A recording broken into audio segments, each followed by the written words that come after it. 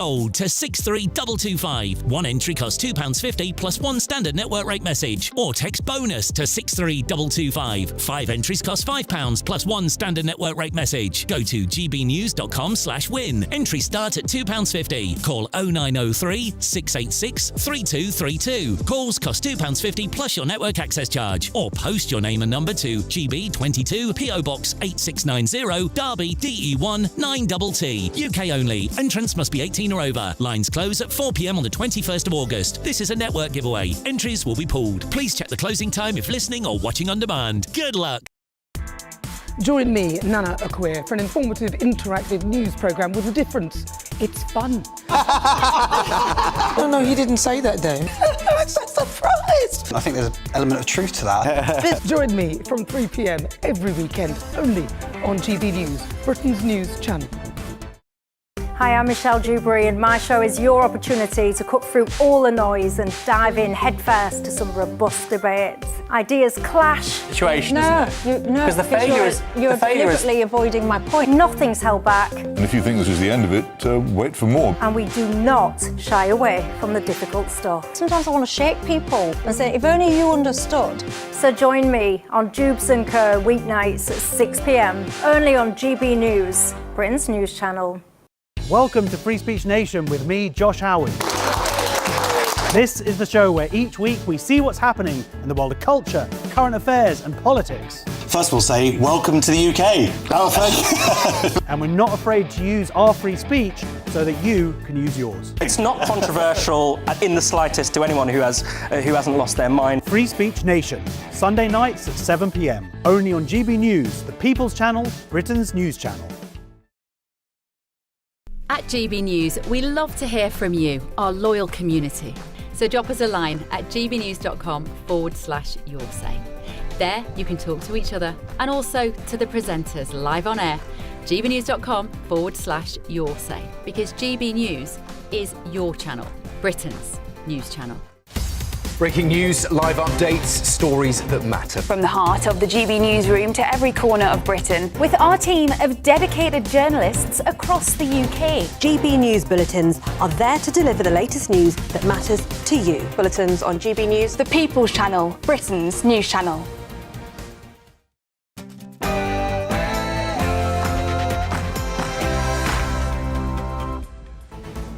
Good afternoon, Britain. It's 12 o'clock on Monday, the 17th of August. I'm Emily Carver. I'm Sam Francis.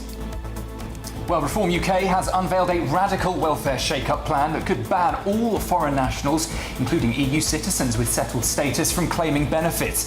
The party says it would save £21 billion each and every year. But is the idea fair and workable? The British taxpayer is acting as the welfare state for the world. That's unfair. Well, there we go, we'll discuss. But elsewhere, victory for locals in a Welsh village in Flintshire. Yes, as plans to move migrants into brand new homes have been paused. Will the Home Office rethink the site altogether? We're live on the scene. A village in uproar over the weekend. Graffiti has appeared on one of these houses designated for asylum seekers to say, "We are not the dumping ground of England." We'll have residents' reaction coming up this hour. And yes, Britain is preparing to release criminals early while hundreds of cells sit completely empty. That's inside a brand new £400 million super prison. Apparently, there just simply aren't the staff. The Conservatives have promised to crack down on illegal traveller sites. They're claiming a minority are getting away with behaviour that would never be tolerated elsewhere. Are travellers getting away with too much, and is the law being applied equally? We'll be debating that later. We will indeed. And carry on camping. Yes, find out why more and more Brits are choosing to go camping for their summer holidays. Do you fancy it?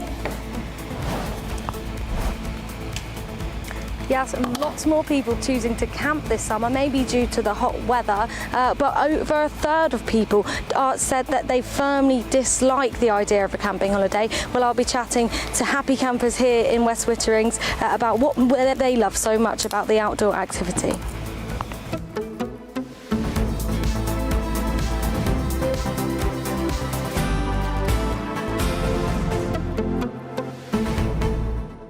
Well, Well, Sam, we've got a lot to get through today, but I think it's absolutely packed show. But there's a slight change to the show. Yeah, I was about to say we should note that you are in fact here instead of Tom. I'm stepping into the breach. You're stepping in, which is going to be fun. I don't think we've presented together, have we? We have never presented together. I'm not worried about the show. I'm more worried about sitting next to you. I don't know where you're going to take us, what's going to happen. Well, there you go. A little bit of jeopardy is always a good thing on live television. But yes, Tom is going to be in Washington this week, so we're hoping that he'll be popping up to bring us the top stories from over in the States. Lucky for some. Yeah, lucky for some, eh? I think he posted a picture last night, flying beautiful into the skies. I missed that one. It was lovely. On his Instagram, was it? Yeah, very nice. Well, there you go. So we'll catch up with Tom, see how he's doing over in the States. I mean, there's a lot going on over there, so he'll be popping up this week from all the way over in Washington. What are you going to miss about not having, or perhaps enjoy about not having Tom next to you?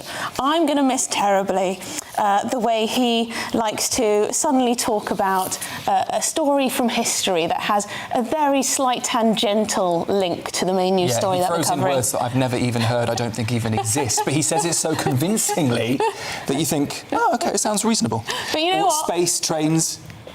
trains, planning regulations, air conditioning, those are all his hobby horses, so there you go. We'll miss that this week, but Tom, we'll see you over in the States. But do get in touch on our main news stories. What do you make of what Reform is saying about foreign nationals and benefits? Let us know. Yeah, absolutely. Get in touch at gbnews.com/your say. The code there to scan is on your screen. But before we dive in with all of that, news headlines with Sophia Wenzel.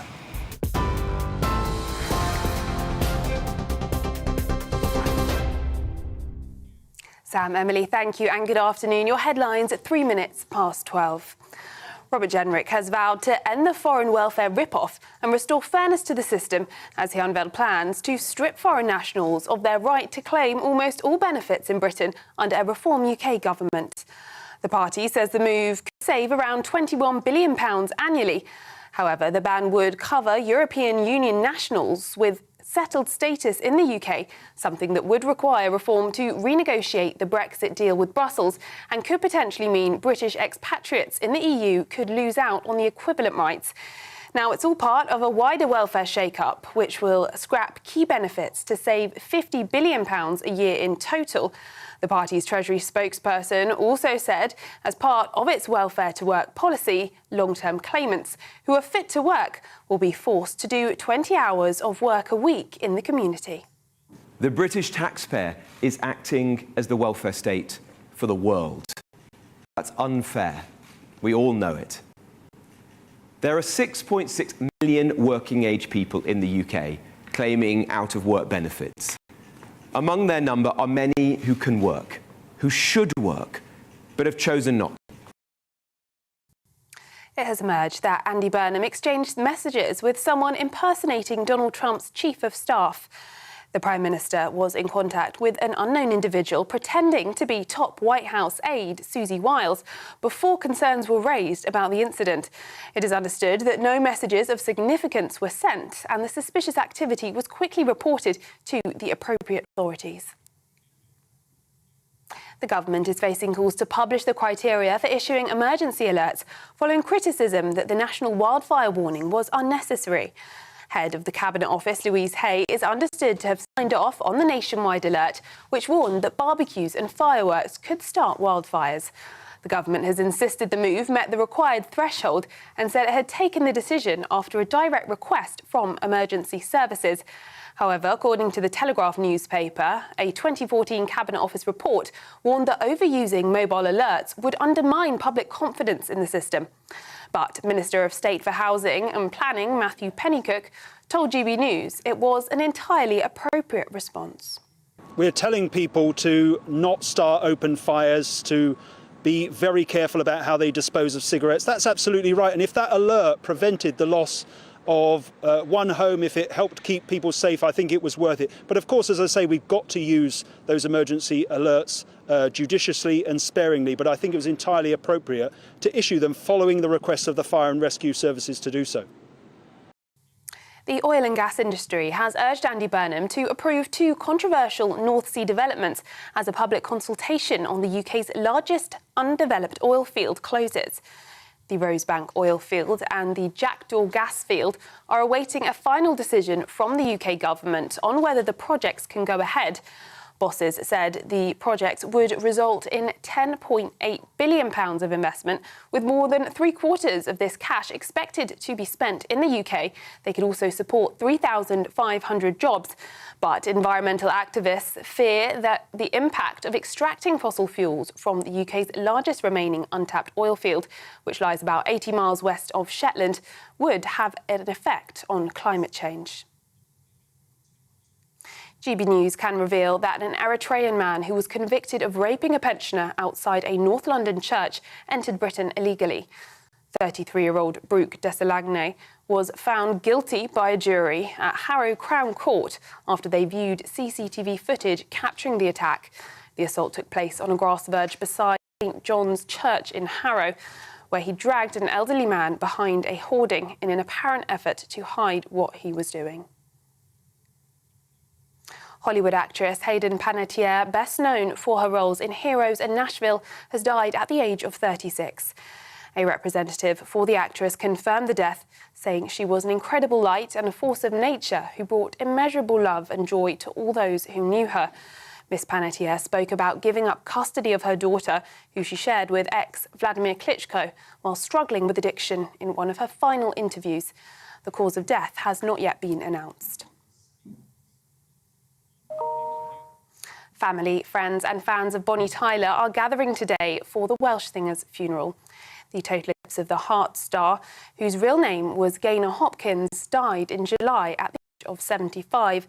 Fans from across the globe have started arriving outside St Mary's Church ahead of the remembrance service. Those are the latest GB News headlines. Now it's time for the finance. Markets on the move. Stilts Home Lifts sponsors the GB News Finance Report. And here's a quick snapshot of today's markets. The pound will buy you $1.3557 and 1.1694 euros. The price of gold is £3,244 per ounce, and the FTSE 100 is at 10,767 points. GB News Finance Report, brought to you by Stilts Home Lifts.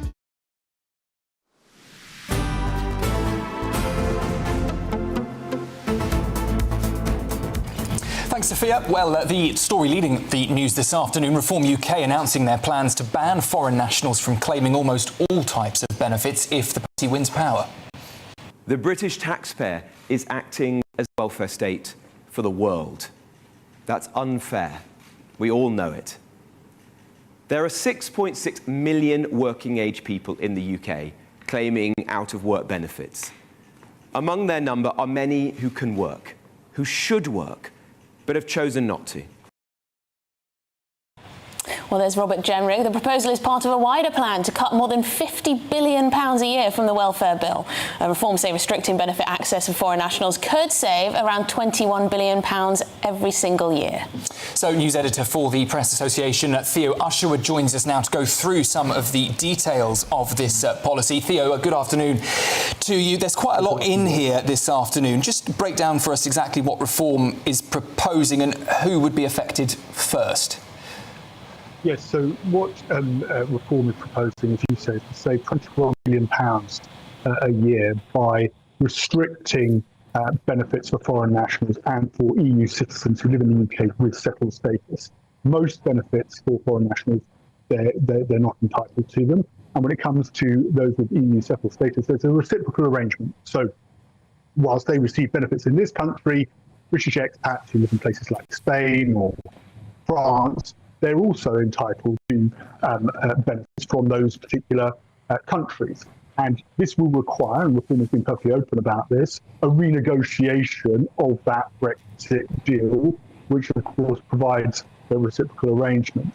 And their argument is that actually we shouldn't be paying benefits to those EU settled status, those with EU settled status in this country, but we can expect that whilst the EU will prefer that this doesn't happen, the blowback will in effect be that those British citizens living in those countries won't get their benefits either. But consequentially, in terms of votes, from Robert Jenrick and from Nigel Farage's point of view, if you're living abroad and you're a resident abroad, you can't get you can't vote in this country. And so the argument is that with the balloon welfare bill, from Reform's argument is that actually, in terms of the politics of this, it's good politics. They don't lose out, and people see that from Reform's point of view, they want to get on top of the welfare bill. They're also targeting, of course, those of working age benefits, trying to save around £50 billion through restrictions on disability benefits.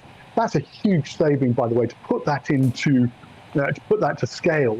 If you remember back to last summer, at the end of the recess, just before the recess, Rachel Reeves, who was then Chancellor, Keir Starmer Prime Minister, couldn't even get £5 billion a year through their own MPs. But by saving £50 billion a year, well, 10 times, right? That's a huge saving.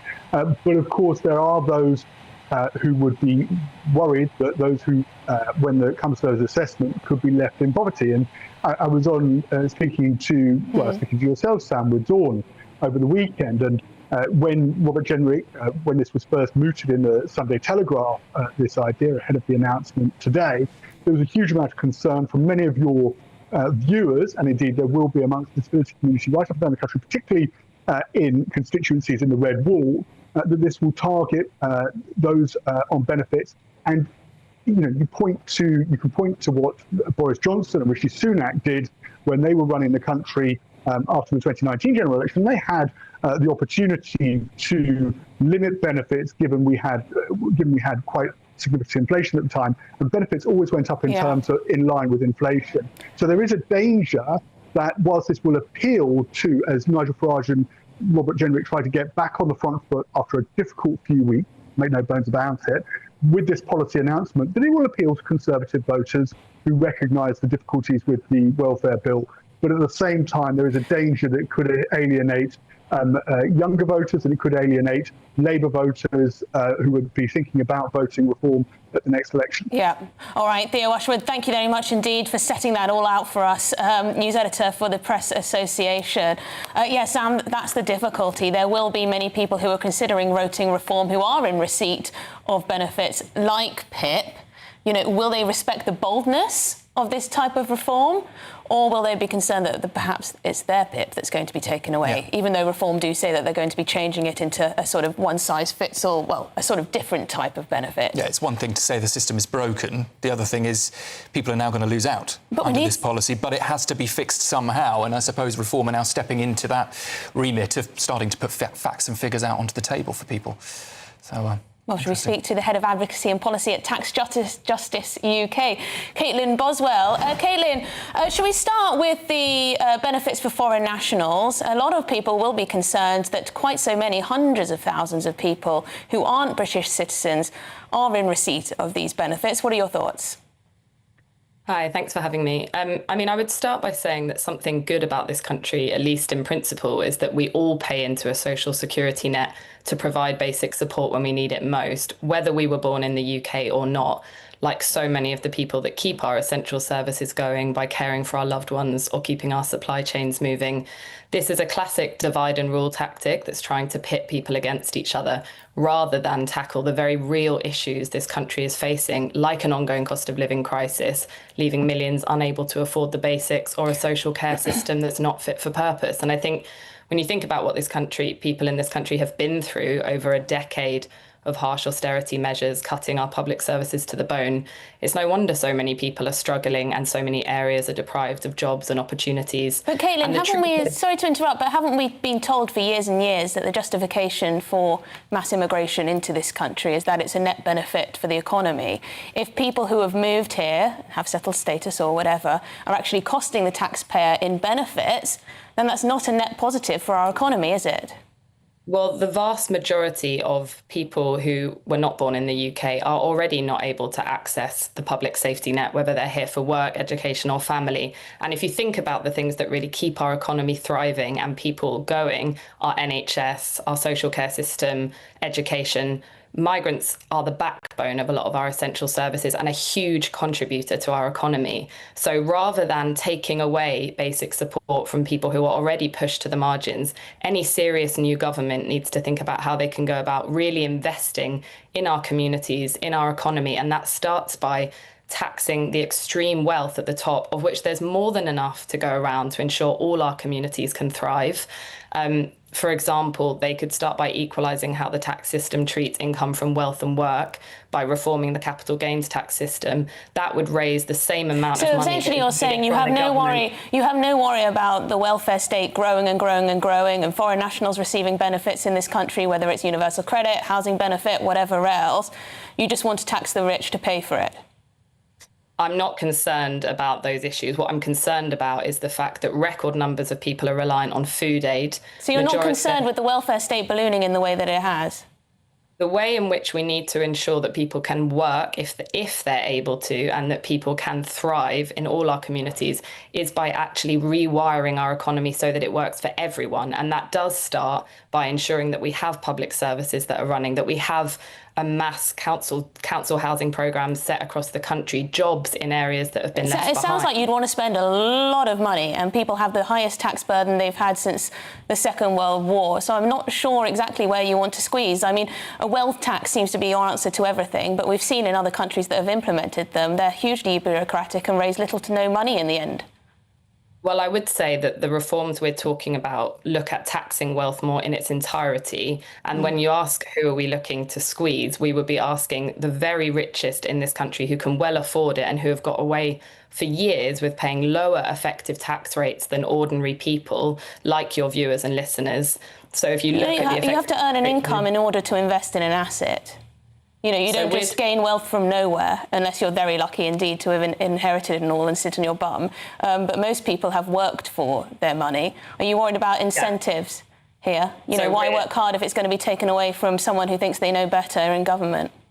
Well, the people who have worked hard for their money, which I imagine is many of your viewers and most of us who work to earn a living, we're not talking about raising taxes on any of those people. We're talking about, for example, capital gains tax reform, equalising it with income tax. So people who sell an asset and make a profit should pay the same rate of tax on that than you or I. Not to get into the nitty-gritty, but of course you have actually earned the money in order to buy that asset. I mean, how many times do you need to be taxed along the way, if you see what I mean? But should we talk about the disability benefits as well? Because the number of people receiving PIP and other benefits has been increasing rapidly, particularly since the pandemic, but it's been far longer than that. Would you concede that perhaps there are too many people in receipt of these benefits and more emphasis should be placed on getting people back into the workplace? I mean, PIP is an out-of-work benefit, so that's for people who often that is their lifeline. That's what they need to survive. And the way that we should be thinking about supporting people. I think you receive PIP whether you're in work or not. I mean, if we want to talk about getting people into work who could be working, then we need to think about what are the things that need investing in to create job opportunities. And like I've said, if the government were to invest in a council tax programme, a council housing programme, across the UK, that would create not only affordable homes, but also jobs in construction, in building and decorating. It would be an investment that would be a huge return for people across the country. People need to, like what we've heard from Andy Burnham, investing in areas that have been left behind. That's what we really need to see. We need to see growth in every postcode that actually means opportunities and jobs for people in every area. Okay. These are the kind of investments we need to see in order to ensure. Thank you very much indeed, Caitlin. Really appreciate you coming on. Caitlin Boswell there from the Tax Justice UK group. Well, there you go. I could have left you to that. That was getting a bit feisty, wasn't it? No, I was learning along the way. No, I just get frustrated when the main solution to everything is just to tax the rich more. Tax more. You know, if you tax more and more and more, fine, it sounds good on the surface. But actually, what impact is that going to have on our economy? I don't think it's going to be growth. And there just aren't the case studies elsewhere that prove that it works. And there just aren't enough rich people to go around, really. Speak for yourself. To pay for all this welfare. Anyway, let us know your thoughts. Perhaps you agree with Claire. Yeah, in response to reforms announcements today, a government spokesperson has said that the plans would mean ripping up UK's withdrawal agreement with the EU, plunging the UK back into years of Brexit renegotiations and stripping support from potentially millions of people who have lawfully lived, worked and paid taxes in Britain for years and in many cases for decades. Well, there you go. Let us know your thoughts. This is Good Afternoon Britain. Britton on GB News. Lots more coming up. Including Britain is preparing to release criminals early, but hundreds of cells reportedly sit empty inside a brand new £400 million super prison because there aren't enough staff. Yeah, slightly concerning that, but after the break, victory for locals in a Welsh village in Flintshire.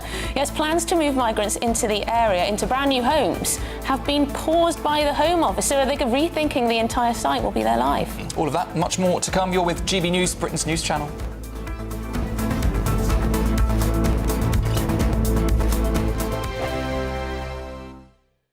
Exciting news. Every Friday, my Patrick Christie's Tonight Show is going to have a twist to it.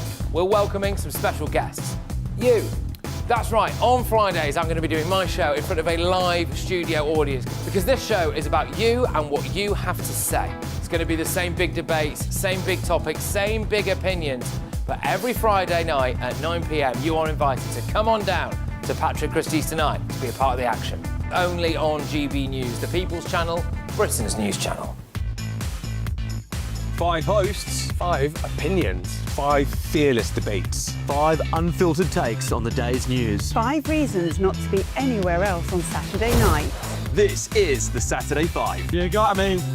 You got me good there. Britain's biggest Saturday night TV show. It's not a bad brand. Yeah. Uncensored. Very, very racy tonight on the unpredictable. What did she say? Can you translate it for us? And always entertaining. And how can a country go from being led by William Wallace Saturday nights from 6 p.m. only on GB News. The People's Channel. Britain's news channel. You're going to want to stay tuned, trust me. Welcome to Free Speech Nation with me, Josh Howard. This is the show where each week we see what's happening in the world of culture, current affairs and politics. First we'll say, welcome to the UK. And we're not afraid to use our free speech so that you can use yours. It's not controversial in the slightest to anyone who hasn't lost their mind. Free Speech Nation, Sunday nights at 7 p.m, only on GB News, the People's Channel, Britain's news channel. Britain is not just a geographical expression. We are a people bound together by history and culture that are distinctively British. Join me to celebrate our music, theatre, artworks and literature which we can explore and enjoy together. Everybody's welcome. Sunday with Michael Portillo. Every Sunday at 11 a.m. on GB News, the People's Channel, Britain's news channel. As soon as it hits 11 and the headlines come in, The Late Edition brings you the breaking news from all the front pages. because the news is going to happen. So get a head start today. Patrick Christie's Tonight, Late Edition. Alex Armstrong Tonight, Late Edition. From 11 o'clock every night. Only on GB News, the People's Channel, Britain's news channel. You want to know what's really going on in the corridors of power? Labour don't know what to do with you half the time, and that makes you quite lethal in the chamber. Get behind the headlines with Chopper's Political Podcast. Join me, Christopher Hope, as I sit down with the great and the good of British politics. We'll see where this ruling takes us. These are the stories shaping our nation. Chopper's Political Podcast, available now on all platforms. Listen in and stay ahead.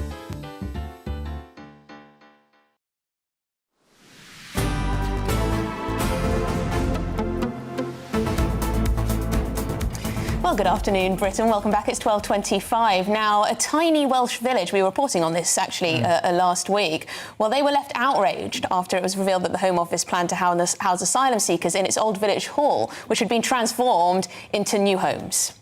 But now the government says it's listening to local concerns and has paused those plans, but we're wondering whether it's been scrapped altogether now. Well, GB News national reporter Sophie Reaper joins us now from Groningen. Sophie, thank you very much. So as it stands, are the buildings behind you lying empty?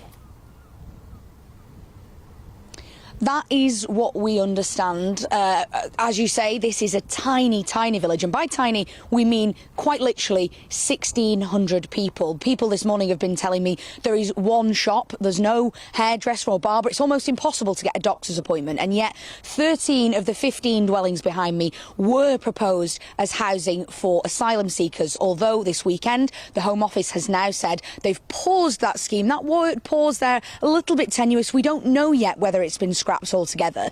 So let's speak about that now with local resident Gray Hawley. Gray, thank you for joining us this afternoon. Just talk to me first about the initial reaction from the residents here. It's a small village here in North Wales. What were people saying? Well, a lot of people were outraged from the start. I'd say people came in the middle of the night. No one knew anything. As soon as people started finding out, everyone's just, they're absolutely outraged, being kept out of the dark. What is the biggest concern for yourself and for other local residents here? Our biggest concern is not knowing what we're going to have here. No one's giving us any transparency whatsoever with what anything. I'm sorry, it does upset me a lot with all this. My inbox keeps blowing up with people, concerned residents, asking about what's happening. As you say, they've put a pause on it, but for how long? Now, this morning we've seen that the building behind you has been graffitied with things like "We are not England's dumping ground" and that those who put this forward will now pay. What do you think of that? Is graffiti the answer, or if not, what is the answer? Not at all. Graffiti isn't the answer, especially as you see that graffiti as you're coming straight up to Groningen. No one wants to see that. But yeah, the answer is just tell us what's going on in our villages. Little towns and villages happen all over now.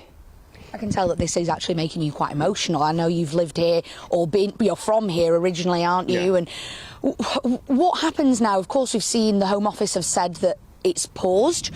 Do you believe that? Do you have any faith left? I've got no faith in this government.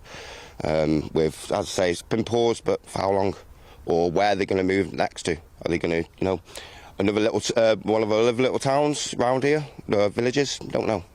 I know something else that has upset you is that right behind you can see here there is a war memorial for Grenant and you yourself served. Talk to me about that and why you find that so upsetting. To be honest, that's what's making me upset about it, because you can just see if this war's going ahead, you would have them all sitting around these walls, sitting down here, drinking, doing I don't know what they were doing, but it's people don't want it. Not in a little small town like this, but more small village. As you say, 1,600 people. It's tiny. Great, thank you so much for joining us and thank you for speaking to us today. There you are. It is an upsetting thing for these people. Particularly this war memorial should be a place of sanctity and of remembrance, and yet the 1,600 people in this village say that they're worried about their community and what this might mean. Of course, the plan's paused for now, but will that be the case going forward? We just don't know yet. We're waiting for the Home Office to let us know one way or another. Are 13 of these buildings ultimately going to be housing asylum seekers, or will that plan be out the window? Keep us up to date. Sophie Reaper there in Flintshire for us. The plot thickens with this story, doesn't it, really? It feels like these local fights are just popping up left, right and centre every day that we're on. There is a new row between local residents in a new area and the government, but they are trying to move away from hotels, but it's causing a local fight wherever they go. Yeah, I mean, they closed 13 hotels. They put out a press release to that effect, celebrating it as an achievement. But everyone knows that doesn't mean those people are going to be sent back to the country that they came from. Simply moved to a new elsewhere. location. And in cities and very big towns, they can sort of get away with it because people don't necessarily notice as obviously. When it comes to rural areas and villages, it's pretty obvious when suddenly you have a huge number of mainly male migrants usually brought in. Which makes you think, why are they choosing such rural areas where it is so visible and exposed? They've run out of other places. No options. Well, maybe. I mean, let us know your thoughts. The government will say we've got to put them somewhere. Well, what will they say, actually? Yeah, in response, a government spokesperson on behalf of the Home Office has told us that they are working to fairly house asylum seekers across the country and working closely with local authorities and listening to local concerns to, they say, reduce the impact on communities there. They go on to say we're closing every asylum hotel and moving asylum seekers into basic accommodation, including ex-military sites. So there you go. The row will continue. This is Good Afternoon Britain on GB News. Lots more coming up. But first, latest headlines with Sophia Wensler.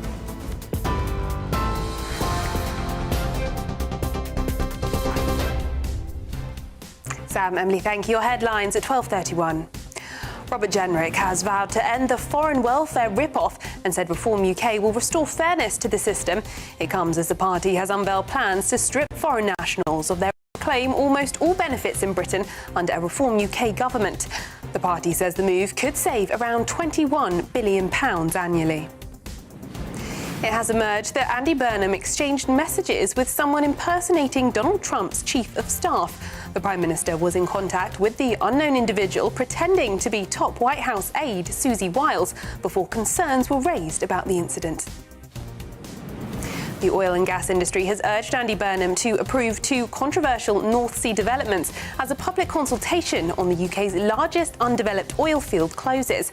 But environmental activists fear the impact that extracting fossil fuels from the UK's largest remaining untapped oil field would have on climate change.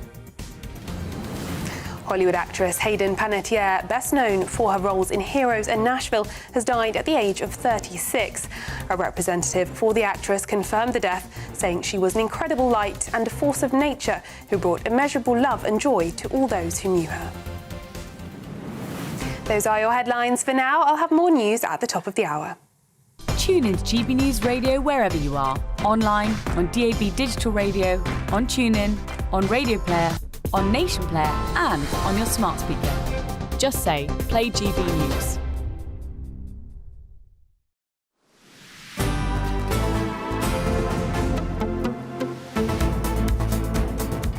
Thanks, Sophia. Well, we've got lots more coming up on today's show. Yes, we'll be crossing live back to Swansea, where the legendary Bonnie Tyler's funeral is taking place. Yes, all of that and more to come. Your GB News, Britain's #1 news channel.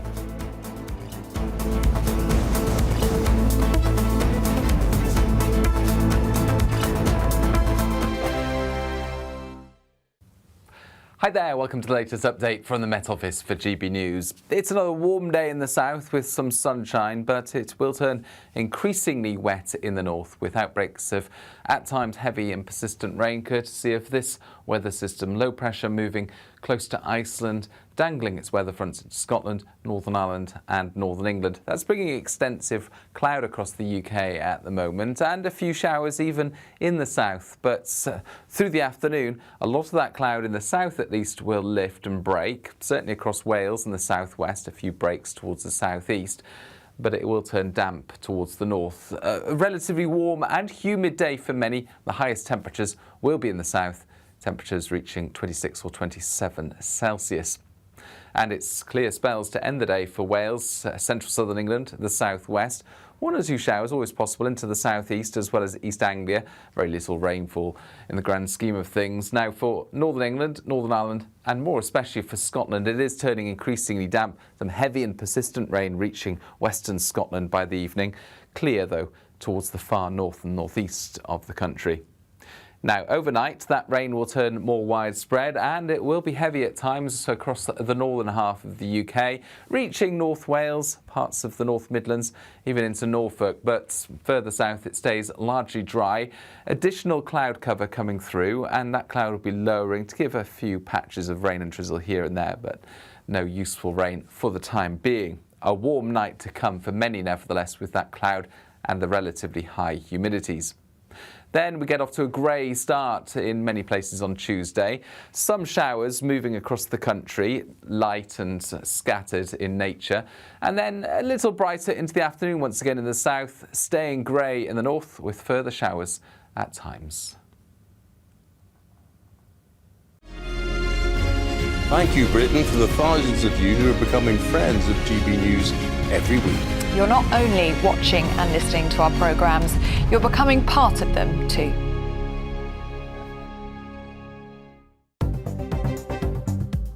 Good afternoon, this is the latest AI travel news from GBNews.com. The A31 is closed at Junction 2 in Ringwood. The M4 westbound has lanes closed between Junctions 4 and 4B in Langley after a collision. The M6 is closed between Junctions 15 and 16 in Stoke-on-Trent after a collision. In Scotland, the A9 is closed in both directions at Dunkeld. Across Wales, the M4 eastbound from J27 High Cross to J26 Malpass is congested with possible delays. And on the trains, Greater Anglia has major disruption between Shenfield and Southend Victoria, with East Midlands Railway running a temporary reduced timetable. For more travel news, go to gbnews.com.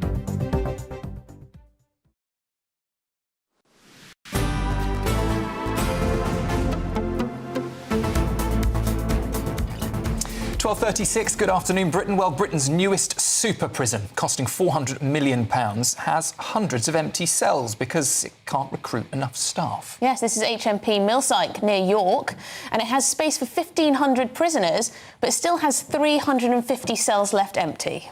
It's understood the Ministry of Justice has warned that the Prime Minister cannot exempt specific offenders without also keeping every other offender convicted of the same crime in prison. Yes, this all feeds into the early release scheme, Zaga. Reform UK Prisons advisor Vanessa Frake joins us now. I mean, Vanessa, you've worked in prisons for a long time. Why would a prison like this not be able to recruit enough staff? What's going on? Well, I think Millsike, in its very where it's built, is quite far from anywhere. It's like half an hour, 40 minutes from York. It's also been prone to several issues when it was opened. Some say that it was opened too quickly.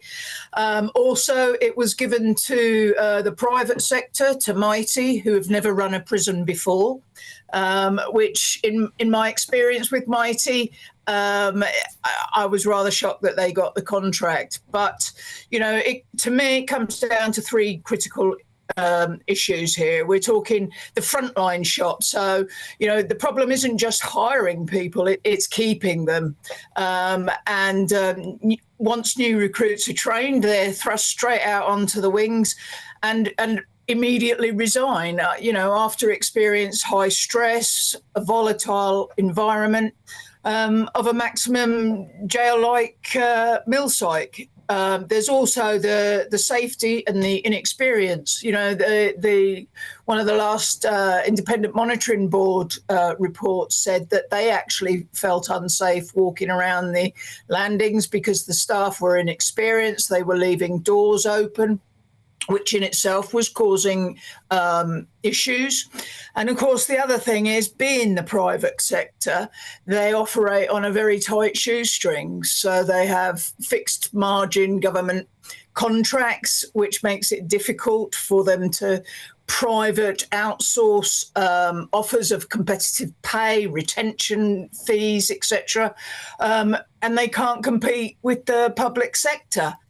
You know, the MOJ is still saying it's phasing it in, it's ramping it up. But when we think about it, you know... What issues, so Vanessa, what issues would there be in a prison like this one or any other if there simply aren't enough experienced staff? You talk about how staff will be trained and then almost immediately resign from their positions. I mean, that's very worrying indeed. You need people who understand how to do this job to be doing it, and I know that pay is an issue.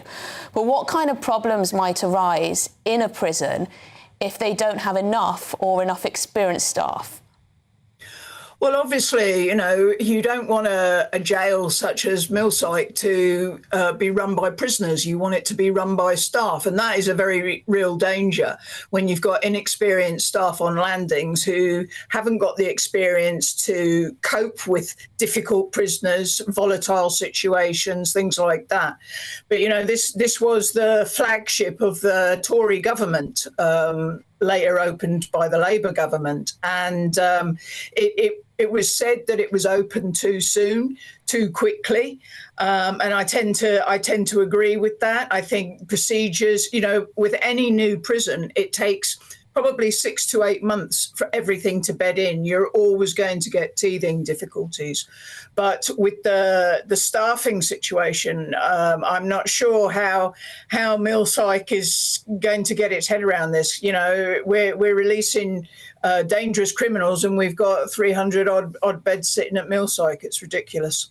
I mean, Vanessa, just to quickly move away from this crisis over prison spaces and capacity, there are also reports causing quite a lot of anger today about the man that was jailed for murdering 18-year-old Henry Novak, that he's had video-to-video contact with his mother, I believe, who's also in prison. People will be saying that offenders are being granted privileges that victims never have, and that this is just a ridiculous situation. People being behind bars are able to have these kind of privileges. It's not an unusual thing. I think it's possibly sounds like it from because the Henry Novak murder was such a high-profile murder, but it is allegedly part of rehabilitation, which is maintaining family ties. But for me, the key question should be not does a convicted murderer deserve to speak to his mother? It should be, can this particular contact take place safely without compromising security, Yeah, I think justice, I think the difference and here is, most importantly, interests of the victim's family. Yeah, I think the difference here is that he's not contacting his mother, who is an innocent in all of this. She's behind bars for a reason, because she hid the weapon and lied to the police. So are there no special arrangements in that case? What are the special arrangements? Presumably they'll be listening in, making sure they're not talking about things relevant to the crime or any other potential criminality. Is that what goes on? Yeah, pretty much. I expect the call will be recorded as well. In case they speak in their native language, then it'll be translated. But, you know, it happens. I'm not saying that it rightly happens, but, you know, in such a high-profile case as this, I'm surprised that it's happened this quickly. Yeah, I think so too. Vanessa Frake, thank you very much indeed for covering those two stories with us. Reform UK Prisons advisor there. I mean, being a prison officer, incredibly difficult job, incredibly stressful job. Incredibly stressful, terrible hours, terrible conditions, low pay. Low pay. And is that the key issue? You know, because a lot of people will say we should have people who are ex-military, we should have people who are, you know, proper tough guys doing this kind of job.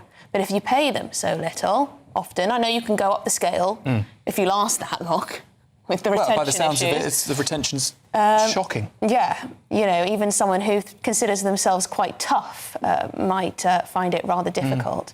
And as she says, having the prison staff actually running the thing rather than the prisoners themselves, geez. Well, we have had a statement from the Ministry of Justice. A spokesperson has said that they are working at pace to bring every available prison place online and have always been clear that new prisons require a ramp-up period to ensure they remain safe, secure and protect the public. We're also exploring how we can go further to increase capacity, including faster deportation of foreign criminals, better use of the women's estate and reviewing the unjust imprisonment for public protection sentences. Please do let us know also what you think about the Henry Novak killer, Digwa, being able to call his mum, who is also in prison, over Zoom. This is someone who killed a young man. Should you be able to have that kind of privilege? Seems, you know, are their human rights more important than perhaps the punishment and the loss of a life? The Ministry of Justice have said that prison communication, as Vanessa picked up on, it is monitored, it is checked, it is controlled. But I think people will be wondering whether this is rehabilitation or just rewarding. But it's a comfort, people. right? It's a comfort, and it's as you brought into the discussion a moment ago. It's not someone in prison speaking to an innocent outside. It is two criminals who have, you know, colluded together in the past, still being able to contact one another, which is very concerning. Yes, I wonder what Henry Novak's family think of it. Well, a Mighty spokesperson said HMP Mill Site continues to operate in line with the ramp-up plans agreed with the MOJ, with staffing and recruitment aligned to the prison's phased population build-up. We remain focused on maintaining a safe, secure and supportive environment for prisoners and colleagues. Well, there you go. Two right-off replies from the big people. This is Good Afternoon Britain on GB News. Plenty more still to come on the show. Yeah, find out why more and more Brits are choosing to go camping for their summer holidays. Well, I think it might have to do with the rather pleasant weather we've been experiencing. Yeah, for now. Just you wait for the rain. Cool, not for me. But if you're in search of some holiday sun, and probably now is the time to start booking, the rain is on the way. Here's the too forecast. Precious for camping. Try and send Tom Harwood on it, he wouldn't go. Forecast for some of the top European holiday destinations. Ready to soak up that holiday sunshine? Won't we need some cover? No worries, all sorted. All Clear Travel Insurance sponsors GB News Travel Destinations Forecast. Hello there. Apart from the odd isolated thunderstorm, most of the Mediterranean will see plenty of dry, hot and sunny weather over the next few days. A bit of a breeze though for Madeira, perhaps bringing the odd shower here on Tuesday. Otherwise, Spain and Portugal, cloudless skies, lots of sunshine here. Perhaps the odd afternoon and evening thunderstorm across the spine of Italy, parts of the Balkans and Greece and Turkey, but these mostly inland, coastal regions remaining generally dry, sunny and hot, and the outlook is for temperatures to remain in the low to mid-30s. All Clear Travel Insurance sponsors GB News Travel Destinations Forecast. This is GB News, Britain's news channel. 4 heat waves, weeks without meaningful rain. As the UK heads towards one of its hottest summers on record, the pressure is showing here in Sussex, in the fruit growing across these fields. Well, the impact of the heat is already visible here. This local grower says that if these extreme temperatures continue, this year's harvest may well be smaller in size. I don't think there's been another period like this in the history. 3 years ago, we had a tremendous heat wave in the middle of harvest. We were unable to get the fruit to cool down quickly enough. The following year we had a very, very light crop, and the same again this year. GB News, the People's Channel. This is GB News, Britain's news channel. Britain's only all-female chess team, called She Plays to Win, has been promoted to the game's top division, only to be told they must recruit a male player to compete. Now, league rules require every First Division team to include at least one male and one female player, meaning that one of the team's female players could lose her place. I'm joined in the studio by the She Plays to Win chess players, Anusha and Alicia. Great to see you both this afternoon. Thank you. So sorry about what's going on. You've been promoted, but you might have to lose one of your teammates. What's going on here? So essentially, we have fallen victim to this rule that She Plays to Win, our team, has been promoted to the First Division in our league, but now must have a male player as part of the rules. GB News, the People's Channel. Good afternoon, Britain. Weekdays from midday. Well, that drought is due to long periods, record periods actually, with no rainfall and high temperatures. The areas that are affected, as you say, over half of England, half of the UK affected by that. The areas being East Anglia, Hertfordshire, the whole of London, Thames Valley, Hampshire and the Isle of Wight, Devon and Cornwall, the West Midlands and Wessex, covering Dorset, Somerset, Wiltshire and Gloucestershire. So a huge area impacted by that drought. There is also that amber heat health alert still in place here. That's in place until tomorrow. And temperatures today in the south could reach up to 35 degrees. So people here in Bognor Regis coming to the coast to cool down. GB News, the People's Channel.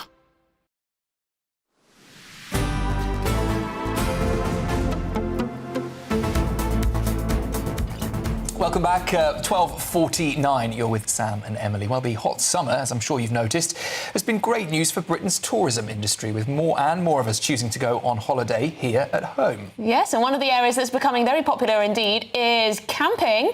In fact, a survey has found that more than half of us love the idea of spending a night in a tent. Yeah, more than half of us. Speak for yourself. No, thank you. Have you ever been? I have been camping, yes. There was one time where my dad took me to the Lake District with my siblings, and he thought he'd be able to find a bed and breakfast, just sort of at like notice. No room at the inn. As the fail-safe. Yeah, no room at the inn. But we found a tent in the back of the car and we just, pitched up. The one time that we ever did it as a family, raining. We set off. It was a week in Devon. We managed 24 hours, packed up and went home. It was a disaster. We did glamping. Should we speak to Isabel Vikalak, our reporter who's at a campsite in West Wittering in West Sussex? So what's it like there, Isabel? Well, good afternoon to you both. And Sam, you are not alone in the people that don't like camping. In fact, 30% of the country, almost a third of people in the UK, saying that they firmly dislike the idea of camping.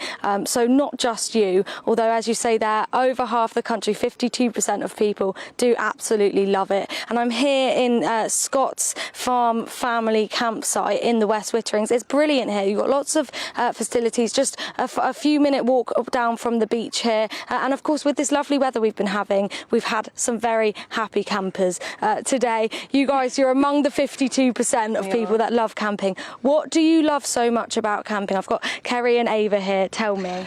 It's not just one thing, it's the whole sort of atmosphere of it, really. We've been coming for donkey's years. I've been pregnant and I've come down.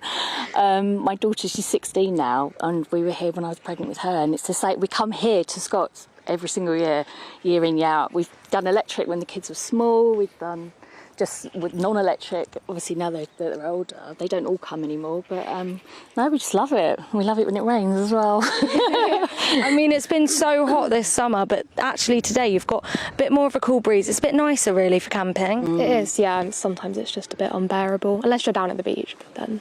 And it's only a few minutes walk, it's nothing really. So yeah. And more people are choosing to do these kind of staycation holidays as opposed to going abroad. You yourself, you agree with that? Yeah, well, I don't have a passport, and it doesn't bother me if I don't go abroad. My daughter's the only one of us that does have a passport. But no, we just love it here. It's just so easy and it's relaxing, and in the evening it's just nice to chill, sit under, play cards and have a drink, and just, we just love it. And when you have like the beautiful weather that we've been having, it's almost like being abroad anyway. You have had a few rules and restrictions this week, of course, no campfires, no barbecues. How's that impacted your camping stay? I mean, we enjoy having a fire pit, but if we can't have it, we can't have it. It's not a very biggie, really. And we don't normally do disposable barbecues. We've got our gas stoves and what have you, so yeah, it's not been too bad, really. It's been bearable. Have them when we go home when we can. Yeah. Brilliant. Thank you so much for coming on. Enjoy the rest of your stay. People here, so many that I've spoke to, come back year in, year out. They really make it a kind of family tradition to come back to Scott's farm family campsite here in West Witterings. Myself, I'm not a big camper, but seeing it here, seeing the incredible setups people have, I have to say, so much of it seems like it may just be as good as getting a hotel somewhere. So maybe I'll be tempted after my visit here. But yeah, brilliant time so far at Scott's family campsite in West Witterings. Isabel, you feel free. Certainly not for me, though. I'll stick with a B&B, I think, or a very nice You fancy absolute hotel. snob, Sam. Oh, no. I think it's either character building or it can be relationship breaking. Don't you think? Camping, that's certainly my I think for experience. most people it's the hygiene, isn't it? I did do Glastonbury once and never again. See, that's all right, though, because there's a reason to be camping. The toilets. Absolutely disgusting. Yeah, okay, I would not recommend it. Unless you go maybe in the glamping section, that's where you get your own camping, though, shower That's cheating the system. proper toilets that aren't just a hole in a piece of wood. Well, anyway, this is Good Afternoon Britain on GB News. Lots more coming up on today's show, including live coverage, of course, of the legendary Bonnie Tyler's funeral taking place here. You can see on screen in Swansea. The popular Welsh singer sadly dying on the 8th of July. Now tributes being paid to her in Swansea there. Well, there you go. But we're going to take a little quick look at the weather for you.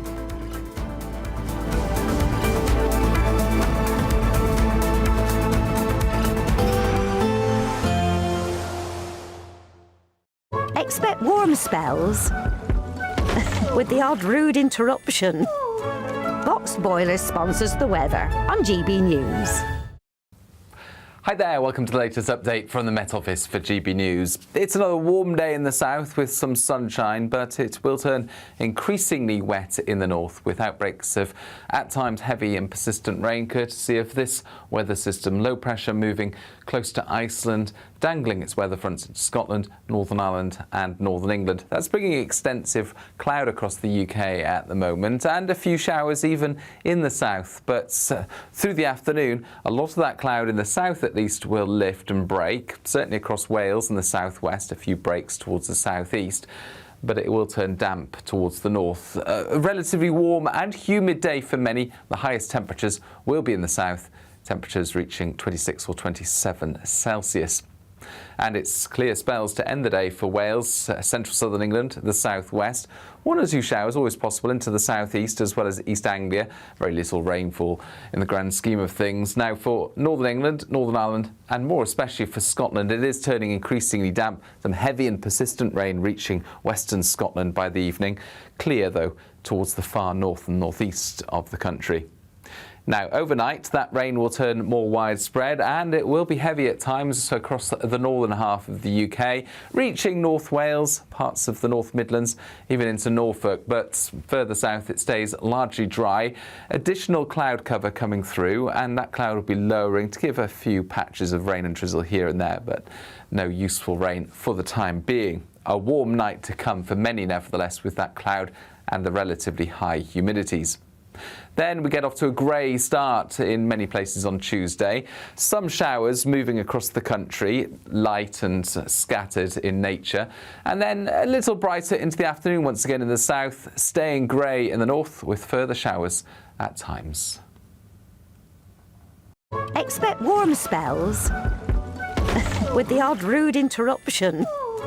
Box Boilers sponsors the weather on GB News.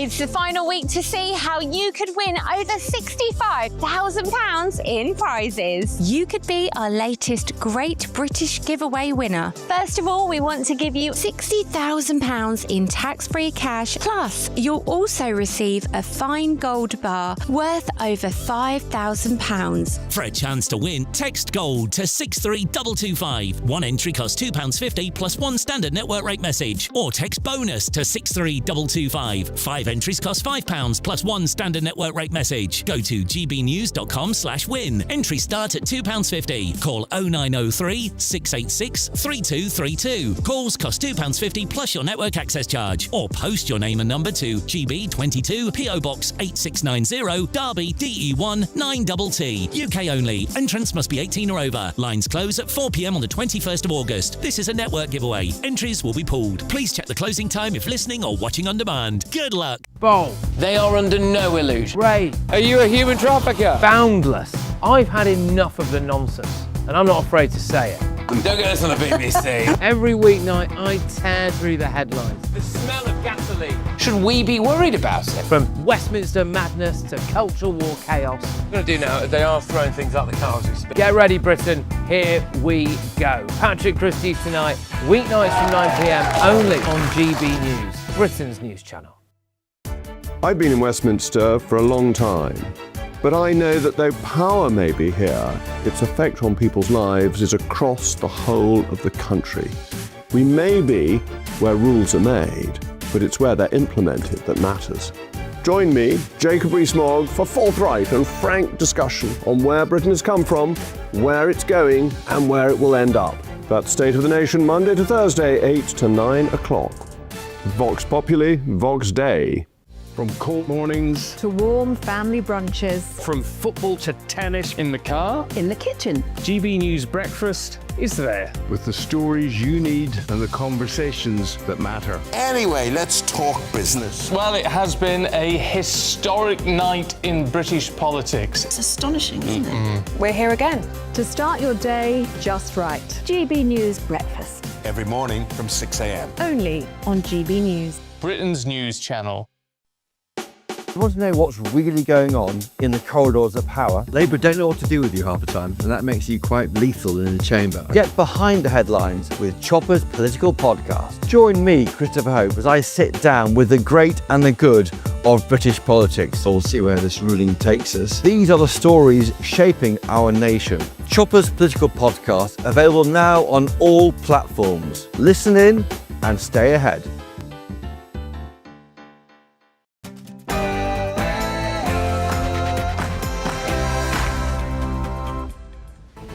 Very good afternoon, Britain. 1 o'clock on Monday, the 17th of August. I'm Sam Francis. And I'm Emily Carver.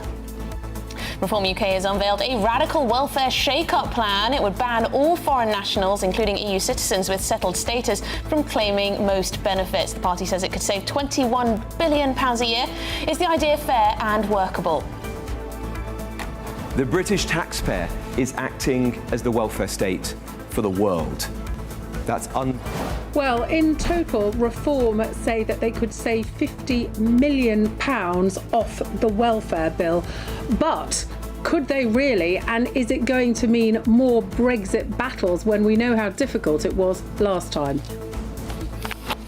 Also this hour, pubs are set to receive new protections from developers, with any venue that has reasonable chance of survival saved from conversion into homes or offices.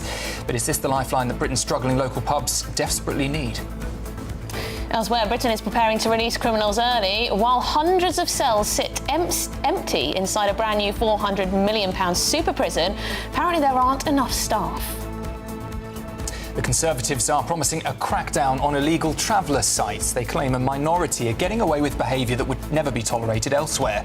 Are travellers getting away with too much, and is the law being applied equally? We'll be debating that later.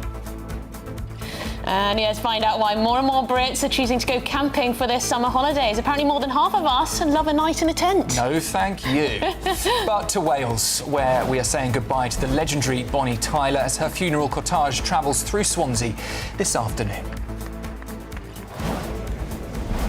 Well, here in Swansea, as the funeral service for Bonnie Tyler takes place, thousands of people are lining the streets to pay their tributes to a music icon. I'll have more from Wales this hour.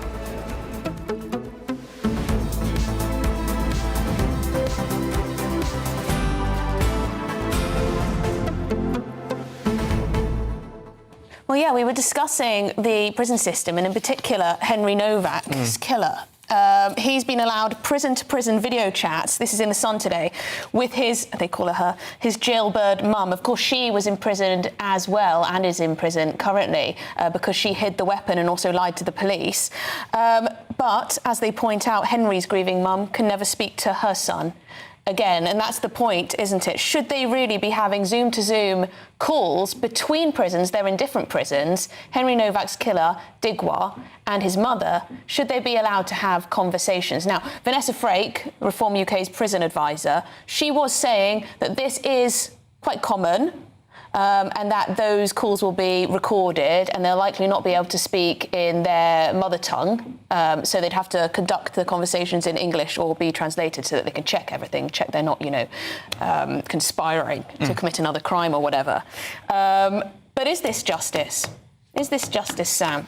I mean, I think the condition in the prisons as well is something that's getting you going on your say. Alison saying the cells that she's seen look very much like her daughter's room in her first year in student accommodation at university. I mean, we rarely get a glimpse inside the state of them. We don't often get a glimpse inside the prisons, but looking at that £400 million mega prison, it looks pretty nice. And I think that's part of the problem as well. Yeah, I think having calls with your mum is a privilege, is Certainly when they're both in jail, convicted of a crime together. It sounds slightly abnormal to me, but Whelan Smith, he's actually been inside, apparently. He's got in touch. He says, when I was last inside in Birmingham, you were allowed phone from day one, but only select numbers that were checked before you could use them for security. All calls monitored, and you pay for them, and never prison to prison. That's his view. Obviously, we'd have to fact-check that, Whelan. But if that's true, you weren't allowed prison-to-prison calls. No. So, what do you think of that? Let us know. In the meantime, though, send your views, as Emily said, to gbnews.com/your say. But let's get an update now on all of the top stories with Sophia Wensler.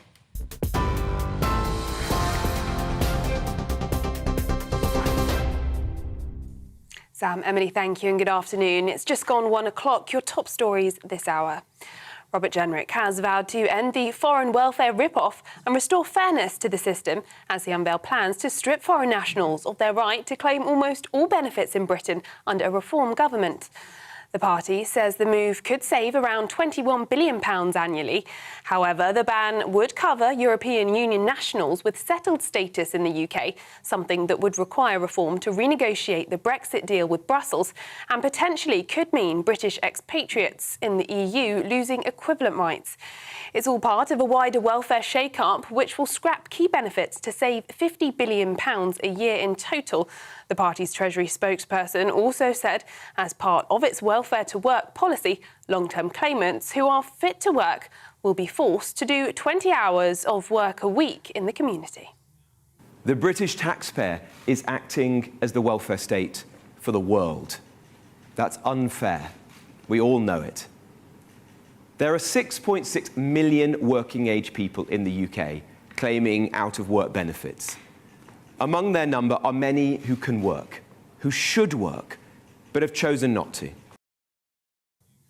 It has emerged that Andy Burnham exchanged messages with someone impersonating Donald Trump's chief of staff. The Prime Minister was in contact with an unknown individual pretending to be top White House aide, Susie Wiles, before concerns were raised about the incident. It's understood no messages of significance were sent, and the suspicious activity was quickly reported to the appropriate authorities. The oil and gas industry has urged Andy Burnham to approve two controversial North Sea developments as a public consultation on the UK's largest undeveloped oil field closes. The Rosebank oil field and the Jackdaw gas field are awaiting a final decision from the UK government on whether the projects can go ahead. Bosses said the project would result in £10.8 billion of investment, with more than three-quarters of this cash expected to be spent in the UK. They could also support 3,500 jobs. But the environmental activists fear the impact that extracting fossil fuels could have on climate change. Scottish Conservative MP Andrew Bowie urged the government to give the North Sea developments the go-ahead. Needs to pursue and extract that North Sea oil and gas. We're going to be using gas and oil in this country for decades to come. Millions of barrels of oil equivalent will be required in this country to keep the lights on, to keep energy running and to keep this country functioning. So why not get what we need out of the North Sea? Employing British workers, generating revenue for the British Exchequer and making our economy more secure. That's what we need from this government. We're still going to be using that oil, so get it out of British waters. Stop and search in the capital is proving more effective than ever in uncovering criminality. In July, 36% of Met Police stop and searches found weapons, drugs or other evidence of offending. Over the last year, around 3,800 weapons were seized, while illegal drugs were found more than 8,000 times. The Met's Assistant Commissioner, Adela Khan, says the tactic remains a vital tool in helping save lives.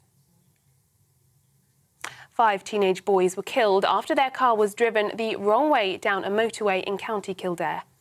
The youths were travelling southbound on the northbound carriageway of the M9 when their allegedly stolen BMW smashed into another car. Irish police described those injured in the crash as a family who were travelling innocently when they were struck by the car driving the wrong way down the motorway. Family, friends and fans of Bonnie Tyler are gathering today for the Welsh singer's funeral. The total eclipse of the Heart star died in July at the age of 75. GB News national reporter Jack Carson is outside St Mary's Church in Swansea. Well, here in Swansea, thousands have lined the streets to say their final goodbyes to Bonnie Tyler. As Gaynor Hopkins, she played nightclubs and bars here 6 nights a week before her single Lost in France made it to the UK charts. From then she became a global superstar, with her music captivating millions all around the world. Growing up on a council estate near here in Skewen and Neath, Port Talbot, that is where her final journey will be made before a private service for family and friends later on today. Britain is set for cooler, more changeable weather this week, with rain and thunderstorms possible in parts of the country. Despite the forecast, though, a yellow heat health alert has been extended until 9 a.m. tomorrow for the southeast, southwest and London. Following months of hot, dry weather, experts have warned the wetter conditions are unlikely to be significant enough to ease the drought conditions. Those are the latest GB News headlines. Now it's time for the finance. Taking the ups and downs in our stride. Stilts Home Lifts sponsors the GB News Finance Report. The pound will buy you $1.3556 and 1.1694 euros. The price of gold is £3,243 per ounce, and the FTSE 100's at 10,771 points. GB News Finance Report, brought to you by Stilts Home Lifts.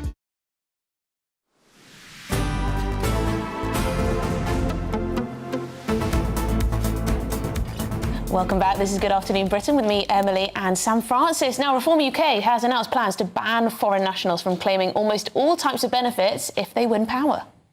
The British taxpayer is acting as the welfare state for the world. That's unfair. We all know it. There are 6.6 million working-age people in the UK claiming out-of-work benefits. Among their number are many who can work, who should work, but have chosen not to. Robert Jenrick there speaking earlier this morning. Well, the proposal from Reform UK is part of their wider plan to cut more than £50 billion a year from the welfare bill. They say restricting benefit access for foreign nationals could save around £21 billion annually. Well, GB News chief political correspondent Catherine Forster joins us now. Catherine, the government under Keir Starmer tried to shave £5 billion off, and they failed massively. Reform are trying to show the public that they've got the guts to do more. What do you think? Yes, very big plans, pretty radical, very eye-catching, as you say. Sir Keir Starmer couldn't even get his own MPs to agree to £5 billion of cuts. I think that defeat for him was really the beginning of the end for him. But Reform today announcing lots of plans. They are going to drastically reform PIP, personal independence payments. They're going to cut it back very severely in terms of who gets it. Only the most needy, most mental health conditions will not qualify. They're also talking about employment support, and when somebody leaves work through sickness, rather than them being off the company's books, that they would keep that person on the company's books for up to 2 years, and they would work with them to try to get them back to work. Potential for cost to business, though Reform said that would not happen. Also, a plan that I think will be very popular about community service for people who can work but are not in work. They will make them do 20 hours of community service a week, whether that be helping the council in libraries or communal areas outside or whatever, or they will be penalised. But I think the most controversial part of this is definitely the crackdown on benefits for foreigners, which extends to EU citizens who have got settled status under the Brexit deal. Reform is planning to remove pretty much all benefits from them, and that, of course, would mean renegotiating with the EU. I asked Robert Jenrick, given his then Tory party won a huge landslide promising to get Brexit done because people were fed up with it, how that would go down with the public. Let's see what he said. And it is not fair that British citizens are paying billions and billions of pounds every year to people who are not even Brits at all. 1/5 of universal credit claimants are not Britain. They're not British. That's crazy. Just imagine what we can do with that money. Now, there's clearly going to be a renegotiation. The deal that was done, I don't believe, was a good deal. I think many people would support that. There are a number of points on which Reform has already made clear that we will need to return to our neighbours in the EU and renegotiate upon. And this will be one of them. Let's see. I'm confident that we can do that and we can restore fairness in the process. But it's not unreasonable also. I mean, that deal was now 7 years ago. And time of the next general election, it might be a decade after the original deal. And that's what you do with deals. You see which bits are working and which bits are not working. And this is one of those bits that's not working in the same way that actually net stupid zero. I mean, we signed up to that as part of the whole Brexit deal. It's a catastrophe. One of the greatest policy mistakes this century. So they seem to be confident that they could get a better deal with the EU. But, we had a lot of wrangling, didn't we? It didn't work out particularly well, many people will think. And there's also, of course, concerns about British citizens who are currently living in the European Union and claiming benefits. They, of course, could lose them. Reform saying they would help them if they end up coming back to Britain.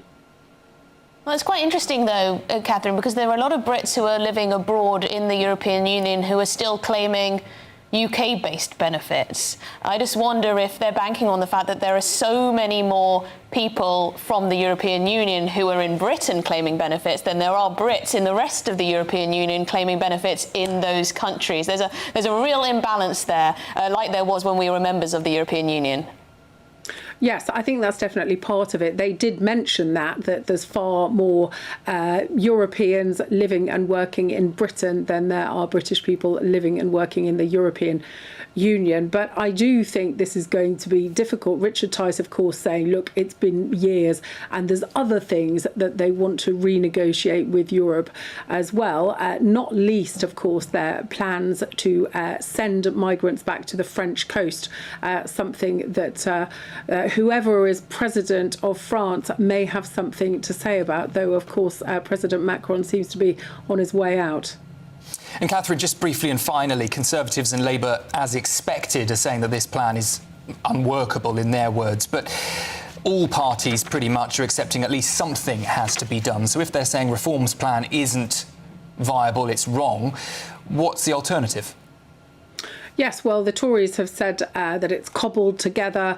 Labour have said, look, this is going to mean the withdrawal agreement being unpicked, huge uncertainty for everybody. The government, the current government, we're told, hasn't given up on welfare reform. There's reviews going on. But the bottom line is the Prime Minister has changed, but the Labour MPs that were elected in 2024 have not. They stopped Sir Keir Starmer cutting $5 billion off welfare.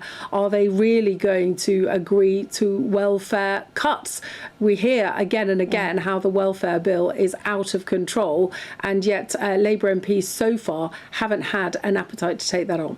OK, Catherine Forster, thank you very much indeed. We are going to turn away from this story because the funeral of Bonnie Tyler is now underway. Yes, a celebration of the late singer's life is being held in her hometown of Swansea this afternoon, where our very own national reporter Jack Carson is there for us this afternoon. Jack, just share with us what this afternoon's been like. You've been there for us. Well, as the sun shines down here in Swansea, the coffin of Bonnie Tyler is now leaving Swansea Minster after a funeral service which has lasted just under an hour's time. As the coffin left the church about a minute ago, there was rapturous applause by the crowd here who have gathered. There are thousands of people here in Swansea who have wanted to come and pay the respects. As that applause starts up once again here in this Welsh city, you can see the beautiful white coffin there being lifted into the hearse, the beautiful flowers. And I can tell you that on the end of that white coffin there is a carving of a microphone in it. Bonnie Tyler, of course, never forgot that this is the part of the world that she was from. She still lived here, took her time between here and Portugal, and, well, you can see from the amount of people that are gathering here just how much she was loved by these people, just how much her music touched these people here. She got her first taste of chart success with Lost in France in 1977, and radiated that showbiz glamour with her powerful voice and rock star image for the decades and decades on from that first hit. She was one of the first in the world to kind of properly crack America with a #1 single. And as the family enter the funeral limousines, they are also greeted by rapturous applause by this crowd. People that we've spoken to that have wanted to come here, some of them travelling from miles away to pay their respects today, telling us that Bonnie Tyler was the Queen of Swansea, was the Queen of Wales, and was the Queen of Pop. To those that knew her, she was hilarious, she was generous, always known for having time for her fans and also for reporters and other good charitable organisations. We spoke to one gentleman who met her through her sister, and whenever he held charity auctions for different good causes, all it would take would be a message to say, I don't suppose you could send us something for the auction, and there would be tens of signed photographs that would arrive in the post to try and raise money. That's the kind of person she was. Of course, awarded an MBE in 2022 for her services to music, but it's here in Wales where people fondly remember her. I wonder if, would you mind talking to us just about why you've wanted to come here and pay your respects today? Well, I've come to see her today to say goodbye to my last words and stuff like that. She was a great inspiration, and yeah. What is it about her music that you love so much? I just like the way that she expresses herself, the happiness she has when she brings out the music and the joy she has when she does it, and it's just very happy that she does it. and she never forgot that she was from Swansea, this part of the world. We know that this funeral cortege is going to go off to Scone and Neath Port Talbot, where of course she grew up. How proud are you to see that she never kind of forgot her roots and still spent time and saw people here between her time here in Portugal? Well, I'm very pleased that she's come, and what a brilliant woman she was, and what brilliant inspiration she was, and I believe in her. Thank you so much for talking to that. Just a member of the public.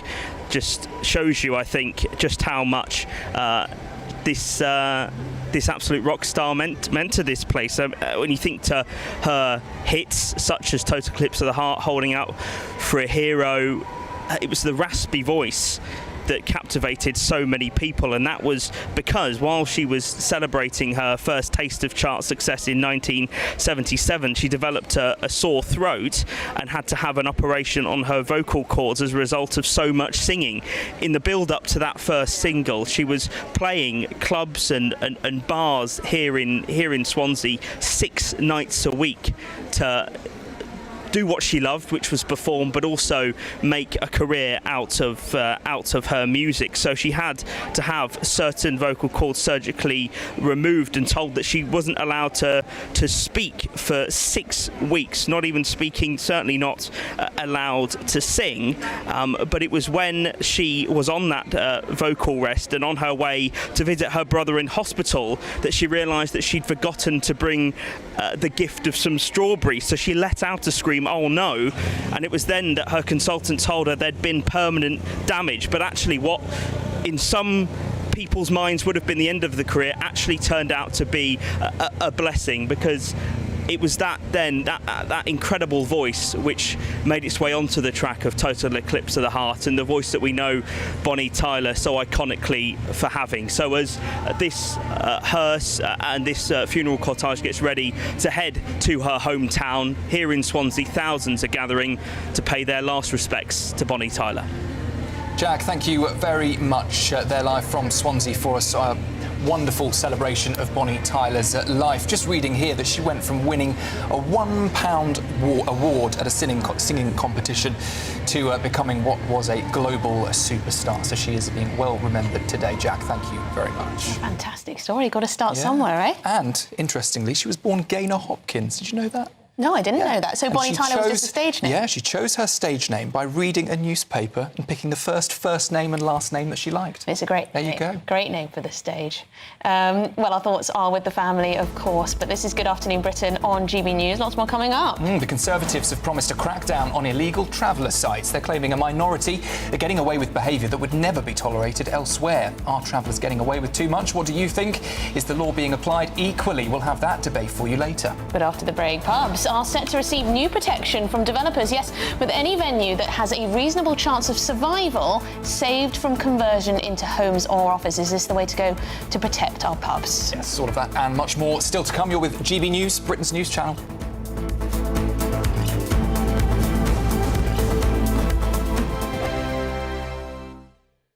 Exciting news. Every Friday, my Patrick Christie's Tonight Show is going to have a twist to it. We're welcoming some special guests. You. That's right, on Fridays I'm going to be doing my show in front of a live studio audience, because this show is about you and what you have to say. It's going to be the same big debates, same big topics, same big opinions, but every Friday night at 9 p.m. you are invited to come on down to Patrick Christie's Tonight to be a part of the action. Only on GB News, the People's Channel, Britain's news channel. Some people enjoy lazy Sunday mornings, but not me. What's the truth of the matter? So that's a very live question. Would you support him if he waters down these plans? Before the spin sets in, I'll be getting to the truth. This is personal. No soft questions, no easy answers. It's one thing if the state has rules in this country. It's another thing whether the police and others actually police them. Setting the agenda and holding those in power to account. You can't really blame her if the system is set up this way. You will not want to miss it, trust me. The Camilla Tominey Show, Sundays from 9:30, only on GB News. From the school run to the home run, watch a new show for all of Britain. He can say whatever he wants. A straight talking show where all voices are heard.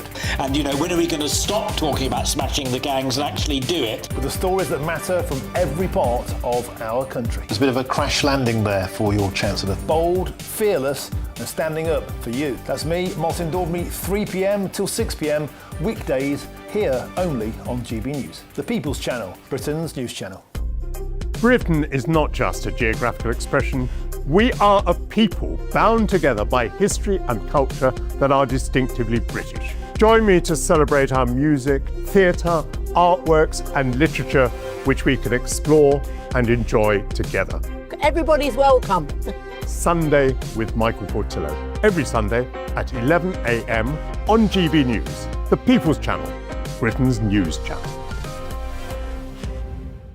As soon as it hits 11 and the headlines come in, the Late Edition brings you the breaking news from all the front pages. Because the news is going to happen. So get a head start today. Patrick Christie's tonight, Late Edition. Alex Armstrong tonight, Late Edition. From 11 o'clock every night. Only on GB News, the People's Channel, Britain's news channel. At the stroke of midnight, the news doesn't stop, and neither do we. Day in, day out. Forget stuffy late night TV shows. We're giving you a front row ticket to the centre of the political universe. Because breaking news doesn't wait for the morning. And neither do we. Join us for one of the most controversial and volatile times of politics in human history. A very big story. Big story over here.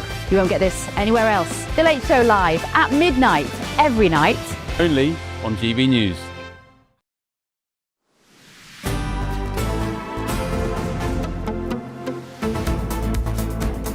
OK, 1:27 is the time, and it is that time of the day, the Great British Giveaway. You've got just 2 weeks left to grab £60,000 in cash and a gold bar. Here's Hayley Sparks with details. Welcome to All is Santi by Domes Resorts. There's just 4 days left to see how you could win big in our golden summer celebration. And you could be enjoying a golden year with an incredible £60,000 to be won. That's tax-free cash that you'll get to spend on anything you like. What would you do with it? You could relax knowing that we've got those day-to-day financial pressures sorted. Or find yourself celebrating in the lap of five-star luxury, somewhere like here, the Spritzeria. Plus, we'll give you a fine gold bullion bar worth over £5,000 that you can keep or gift to a loved one. Make sure you don't miss out as lines close on Friday. For a chance to win £60,000 in tax-free cash and a real gold bar, text GOLD to 63225. One entry costs £2.50 plus one standard network rate message. Or text BONUS to 63225. 5 entries cost £5 plus one standard network rate message. Go to gbnews.com/win. Entries start at £2.50. Call 0903 686 3232. Calls cost £2.50 plus your network access charge. Or post your name and number to GB22 PO Box 8690 Derby DE1 9TT. UK only. Entrance must be 18 or over. Lines close at 4 p.m. on the 21st of August. This is a network giveaway. Entries will be pooled. Please check the closing time if listening or watching on demand. Good luck. Best of luck. Yeah, good luck. 2 weeks to go. Gotta be in it to win it. Get involved now. Well, let's take a look at what you've been saying on GB News Your Say. Plenty of you paying tribute, of course, to Bonnie Tyler today. Rest in peace, Bonnie, says William. It's a heartbreak. So plenty of us thinking about Bonnie Tyler today as that funeral continues this afternoon in Swansea. Yeah, but Barry's thinking about foreign nationals getting benefits in this country. He says Spain are very loath to pay benefits to non-EU foreign nationals. That's why so many UK expats keep on getting UK benefits through duplicitous means. Yes, there have been investigations into this, actually. People who have moved from Britain to, let's say, Spain are still receiving many benefits from over here. How many people they pay benefits to live in Spain? I wonder what the answer would be. It's an interesting question, definitely. There are certainly more European settled status migrants in this country receiving benefits than there are Brits abroad receiving similar benefits from that country. Yeah, certainly not reflected across the rest of Europe, that is for sure. But this is Good Afternoon Britain with Sam and Emily. Plenty more coming up on the show today. First, though, let's get a look at the headlines.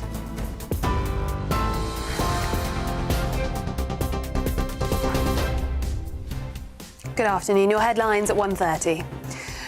Robert Jenrick has vowed to end the foreign welfare rip-off and said Reform UK will restore fairness to the system. It comes as the party has unveiled plans to strip foreign nationals of their right to claim almost all benefits in Britain under a Reform government. The party says the move could save around £21 billion a year. The government is facing calls to publish the criteria for issuing emergency alerts following criticism that the national wildfire warning was unnecessary. Head of the Cabinet Office, Louise Hay, is understood to have signed off on the nationwide alert, which warned that barbecues and fireworks could start wildfires. The oil and gas industry has urged Andy Burnham to approve two controversial North Sea developments as a public consultation on the UK's largest undeveloped oil field closes. But environmental activists fear the impact that extracting fossil fuels would have on climate change. Family, friends and fans of Bonnie Tyler are gathering in Swansea today for the Welsh singer's funeral. The total eclipse of the Heart star died in July at the age of 75. Fans from across the globe have started arriving outside St Mary's Church ahead of the remembrance service. Those are the headlines for now. More news at the top of the hour. Tune in to GB News Radio wherever you are. Online, on DAB digital radio, on TuneIn, on Radio Player, on Nation Player and on your smart speaker. Just say, play GB News.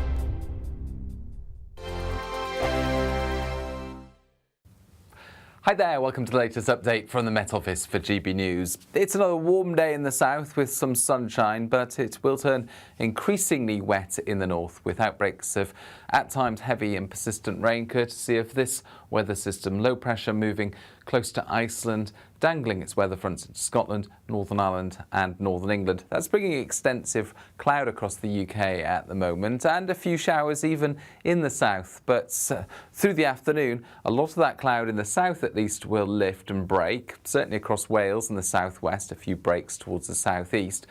But it will turn damp towards the north. A relatively warm and humid day for many. The highest temperatures will be in the south, temperatures reaching 26 or 27 Celsius. And it's clear spells to end the day for Wales, central southern England, the southwest. One or two showers always possible into the southeast as well as East Anglia. Very little rainfall in the grand scheme of things. Now for Northern England, Northern Ireland and more especially for Scotland, it is turning increasingly damp. Some heavy and persistent rain reaching western Scotland by the evening. Clear though towards the far north and northeast of the country. Now, overnight, that rain will turn more widespread and it will be heavy at times across the northern half of the UK, reaching North Wales, parts of the North Midlands, even into Norfolk. But further south, it stays largely dry. Additional cloud cover coming through, and that cloud will be lowering to give a few patches of rain and drizzle here and there, but no useful rain for the time being. A warm night to come for many, nevertheless, with that cloud and the relatively high humidities. Then we get off to a grey start in many places on Tuesday. Some showers moving across the country, light and scattered in nature. And then a little brighter into the afternoon once again in the south, staying grey in the north with further showers at times. Thank you, Britain, for making GB News Radio such a huge success. Whether you're in the car, on the go or listening at home, thank you for choosing us as your radio station. Good afternoon. This is the latest AI travel news from GBNews.com. The M27 westbound is closed between junctions 4 and 3 in Southampton West. The M3 eastbound has a lane closure at junction 3 in Camberley. The M20 is closed between junctions 7 and 9 in Bearsted. In Scotland, the A82 is closed in both directions at Tyndrum. Across Wales, the M4 eastbound from J27 High Cross to J26 Malpas is congested with possible delays. And on the trains, Greater Anglia services are facing major disruption between Shenfield and Southend Victoria, with further disruption between Witham and Chelmsford. For more travel news, go to gbnews.com.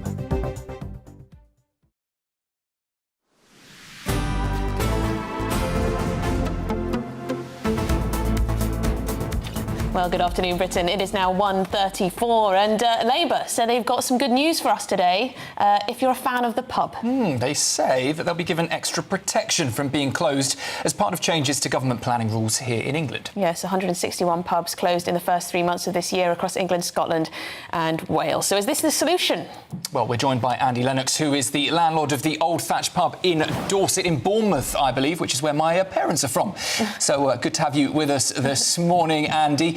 Last year, you banned Labour MPs from your pub in a protest at an increase in business rates. Now they're saying that they're going to protect pubs like yours because of these planning rules, but the problem still lies in the business rates, I'm sure.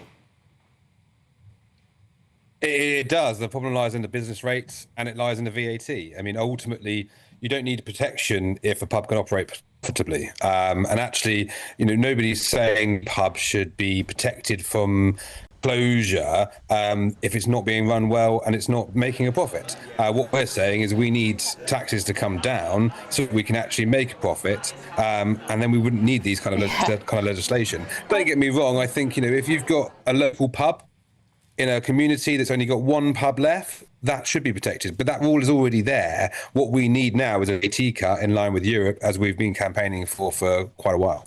Yeah, I mean, there was a recent uproar over plans to turn a Grade 2 listed pub in Norwich into a mosque, which hit the headlines last week because it was a pub that dated back to the 30s, and people were saying there are few or no pubs left in some parts of the city. But I think you're right in general about this sort of top-down authoritarian approach. We're going to make it really difficult for a failing business to be turned into a home or an office or something that could be, growing the economy and everything.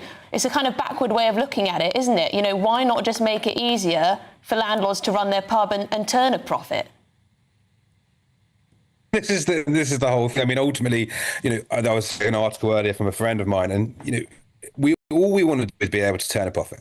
We don't need protection from not being able to make money. We need to be able to make money. And this is the stupidity of the whole situation. As a pub, in a community, you should be able to make money if you're doing everything right. But we're being taxed into oblivion. So we need that VAT rate to change. Andy Burnham knows that. He's been told that. We are all waiting with bated breath for the budget in October. VAT in line with Europe, where they value their hospitality, is the key ask. And that's what the campaigning of every single trade body in the country is trading with one voice, which is that we need a VAT cut in line with Europe. All right, well, Andy Lennox, thank you very much indeed. You're the landlord of the Old Thatch pub in Dorset. Good luck to you and your business. Let us know your thoughts on that one. I think, you don't need to protect failing businesses. That's not what we want. We want it to be more viable for pubs to make a good living. Yeah.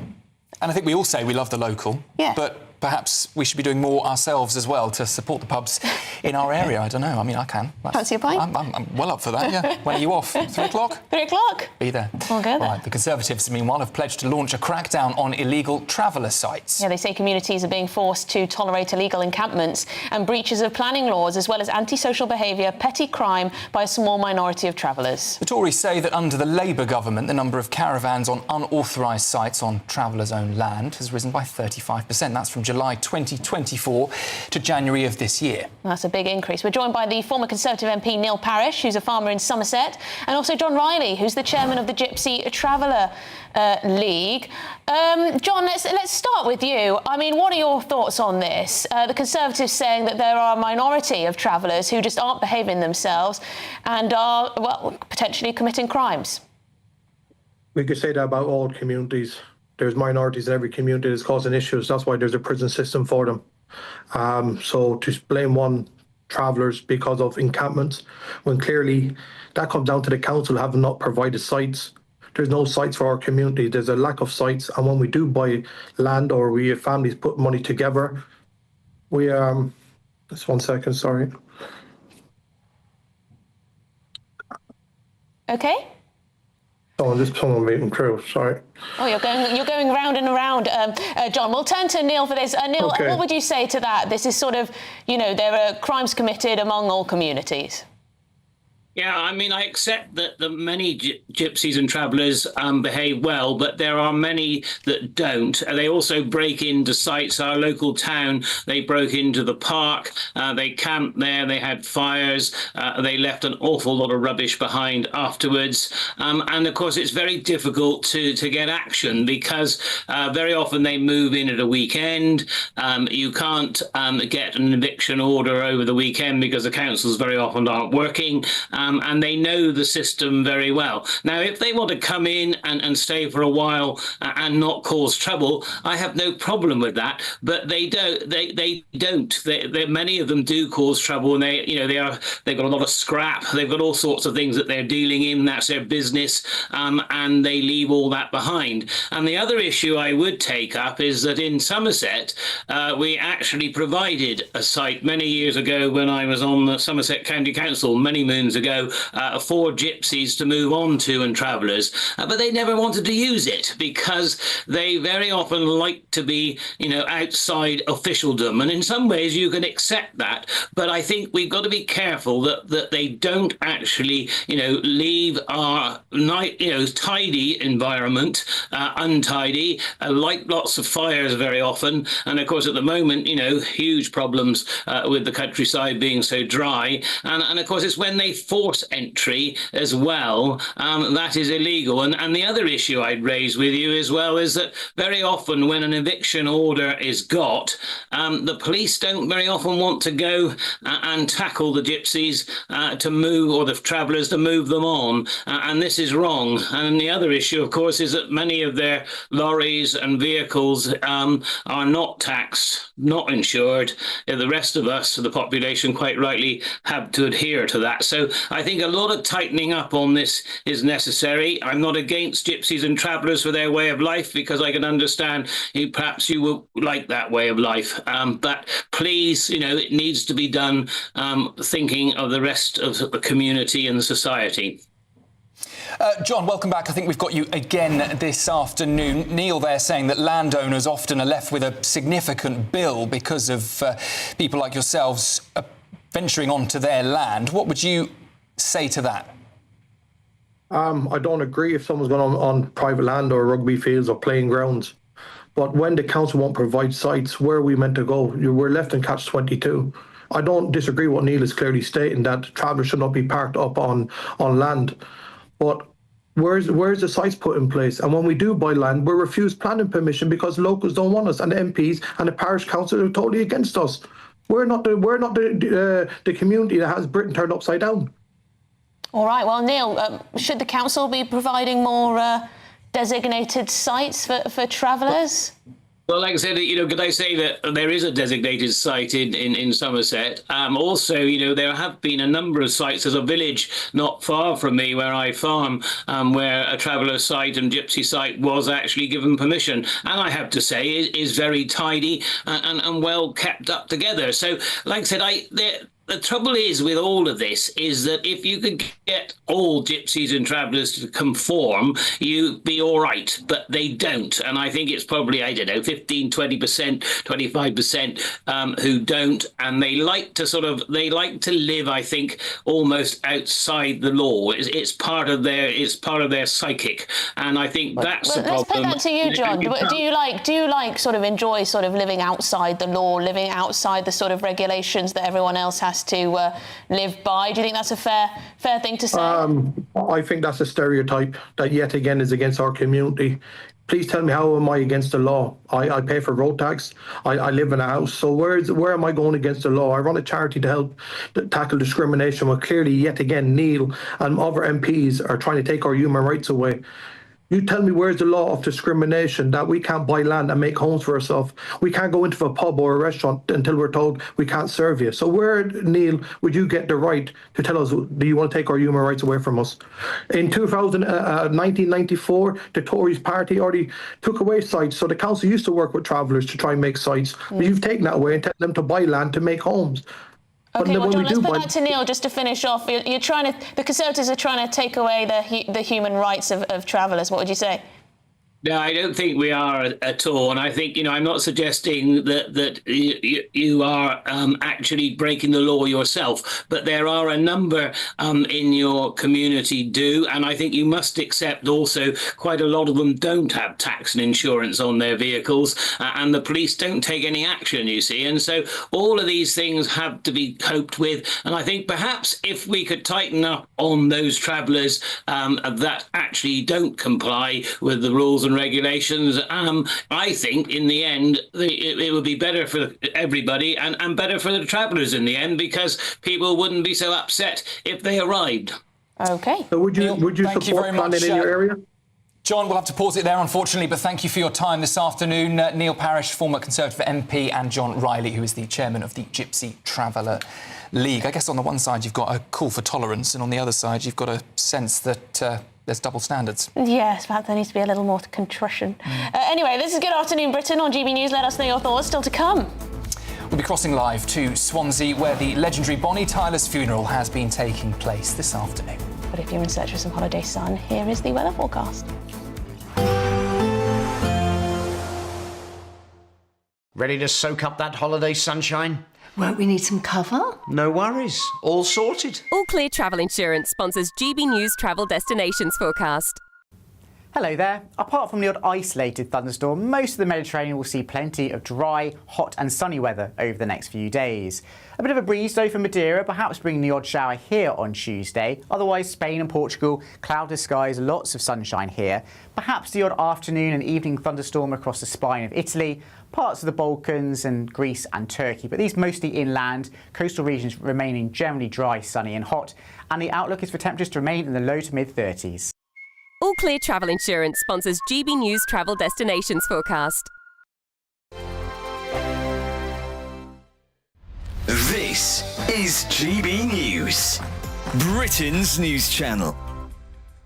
Morris, tell us exactly what is going to happen here this evening. So what we have this evening as part of the wider FLAD Coming to Belfast programme is essentially 2 hours of Northern Irish Unionist Ulster Scots culture, dance, tradition, music. So we'll have got about a cast of 200, and like you said, we're covering flute bands, traditional fife and drum with lambeg drums. We've got a piper in there as well, a couple of Highland dance groups. We've just seen one rehearse. They are absolutely fantastic, and some drum major from County Armagh as well. So it's 2 hours to do an absolute broad brush off the entire culture, and whenever you're trying to piece a show like that together, 2 hours just isn't enough. Of course, you yourself spent a lot of time as a drum major outside this, didn't you? I mean, you served. Yes, I did. I spent 23 years in the household division. I originally joined the Irish Guards, transferred to the Scots Guards.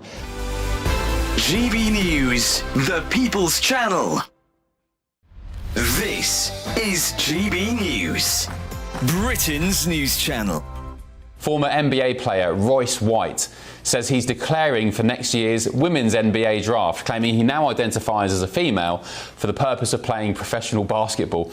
There he is on your screens. He's 6'8", he's massive, he's built like a brick, you know what. He's the former first-round pick in the NBA, which if you're not familiar with what the NBA is in the draft, basically when he was playing, he was all the NBA team's first choice for them to join his team. He was a quality player. He says he'd be unstoppable in the women's NBA and has vowed to use the women's changing room if allowed to compete. White, who is seeking the Republican Senate nomination in Minnesota, says he wants to expose what he sees as flaws in transgender inclusion rules in women's sport. And it all comes after former NBA star Enes Kanter, Freedom, also announced plans to declare for the 2027 women's NBA draft as well. The People's Channel. This is GB News, Britain's news channel. Fury over a royal funeral planned for shamed Andrew. Should he get a royal funeral? Emphatically not. He is a private citizen. He lost his HRH, title of prince, and also stepped down from numerous patronages. He's being, of course, as we all know, investigated by the police. The facts of the matter are that he is in disgrace. As a private citizen, he should most emphatically not get a royal ceremonial funeral. This is a matter for the Cabinet Office of the Royal Household. I can only presume that it's something that they haven't attended to, because there would be public outrage. The last YouGov poll last month, his popularity is 2%. You can't get worse than that. GB News, the People's Channel.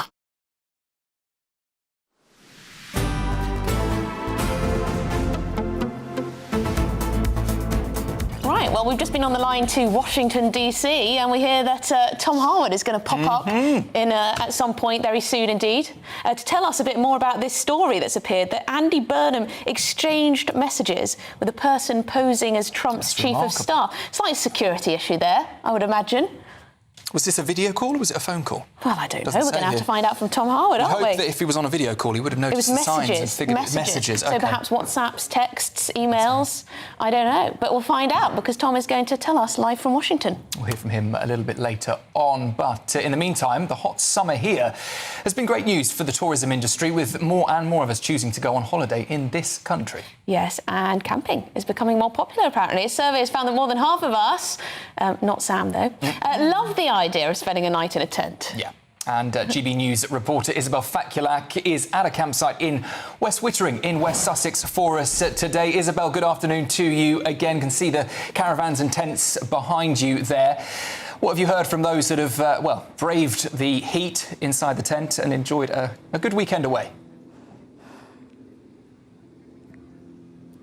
Well, yeah, good afternoon to you both. I've been chatting to so many happy campers this morning who have been absolutely soaking in the glorious weather conditions for camping, though they've said the ground is very hard to put the pegs in, and obviously there's some rules and restrictions on campfires and disposable barbecues now due to the wildfire risk in the UK, so that has affected their holidays. But most of them saying that they are definitely among that 52% of people revealed in this survey that love the idea of spending a night under canvas in the great outdoors, and that's what so many people love about camping, the nature being right, having the great outdoors right on your doorstep. Here in West Wittering's at Scott's Farm family campsite, the beach is just down the road, a short walk away, so much for families to do, and of course a cheaper option.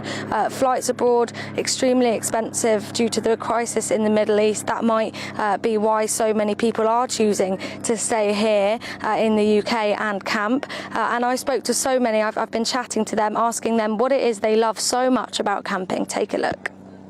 I think it's been connected to the outdoors, the ability to wake up in the morning and you're straight there in the elements. I think it's really good for the kids. I think they get to experience life that's not always super comfortable, but you make the fun of it and you find that you can overcome the discomfort and then you can do all the fun things you do when you're camping. What do you love so much about camping? I think it's got to be the breakfasts outside, all the meals outside, just sitting in the sun, seeing the children run off and play a ball game and just chilling together. What do you love so much about camping, guys? Being outdoors and being able to make your own food sometimes. Well, not at the moment, but yeah. What do you love so much about camping? Just like being with family and friends and being like able to be in the wildlife. Well, great to hear hear from so many people who love the great outdoors here. Also, a lot of people who have talked about the life lessons that camping teaches, especially children, to make the most of the situations that they've got, the weather that they've got. Of course, we've been having some absolutely great weather, but of course, if you get stuck in the rain in camping, it can be quite a challenge. Of course, this survey did also show that almost a third, 30% of the country dislike camping, firmly dislike as well, the likes of Sam included in that, but of course people here definitely enjoying the great outdoors and the camping experience. Isabel, thank you very much indeed. Now make the brave decision, head home tonight, don't sleep under a canvas. I wouldn't advise it. Would you? I think there might be something quite romantic about it under the right circumstances. Maybe the pouring rain. I do like, the sound of rain when you're sleeping. It's fantastic. I said I went to Glastonbury and that was an interesting experience tenting. But another experience in Spain in 38-degree heat at a music festival when I was about 18 was horrendous. Goodness me. I mean, it's seen as a cheap holiday, but I've just been doing a quick search online and it's up to £150 per night for a pitch. Just to pitch up? So £150 gets you a good holiday. Well, anyway, this is Good Afternoon Britain. See you soon.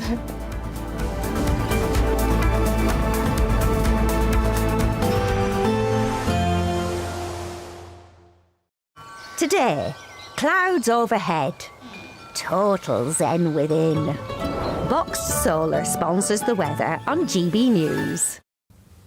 Hi there, welcome to the latest update from the Met Office for GB News. It's another warm day in the south with some sunshine, but it will turn increasingly wet in the north with outbreaks of at times heavy and persistent rain, courtesy of this weather system. Low pressure moving close to Iceland, dangling its weather fronts into Scotland, Northern Ireland and Northern England. That's bringing extensive cloud across the UK at the moment, and a few showers even in the south. But through the afternoon, a lot of that cloud in the south at least will lift and break, certainly across Wales and the southwest, a few breaks towards the southeast. But it will turn damp towards the north. A relatively warm and humid day for many. The highest temperatures will be in the south, temperatures reaching 26 or 27 Celsius. And it's clear spells to end the day for Wales, central southern England, the southwest. 1 or 2 showers always possible into the southeast as well as East Anglia. Very little rainfall in the grand scheme of things. Now for Northern England, Northern Ireland and more especially for Scotland, it is turning increasingly damp. Some heavy and persistent rain reaching western Scotland by the evening. Clear though towards the far north and northeast of the country. Now, overnight, that rain will turn more widespread and it will be heavy at times across the northern half of the UK, reaching North Wales, parts of the North Midlands, even into Norfolk. But further south, it stays largely dry. Additional cloud cover coming through, and that cloud will be lowering to give a few patches of rain and drizzle here and there, but no useful rain for the time being. A warm night to come for many, nevertheless, with that cloud and the relatively high humidities. Then we get off to a grey start in many places on Tuesday. Some showers moving across the country, light and scattered in nature. And then a little brighter into the afternoon once again in the south, staying grey in the north with further showers at times. Today, clouds overhead. Total zen within. Vox Solar sponsors the weather on GB News.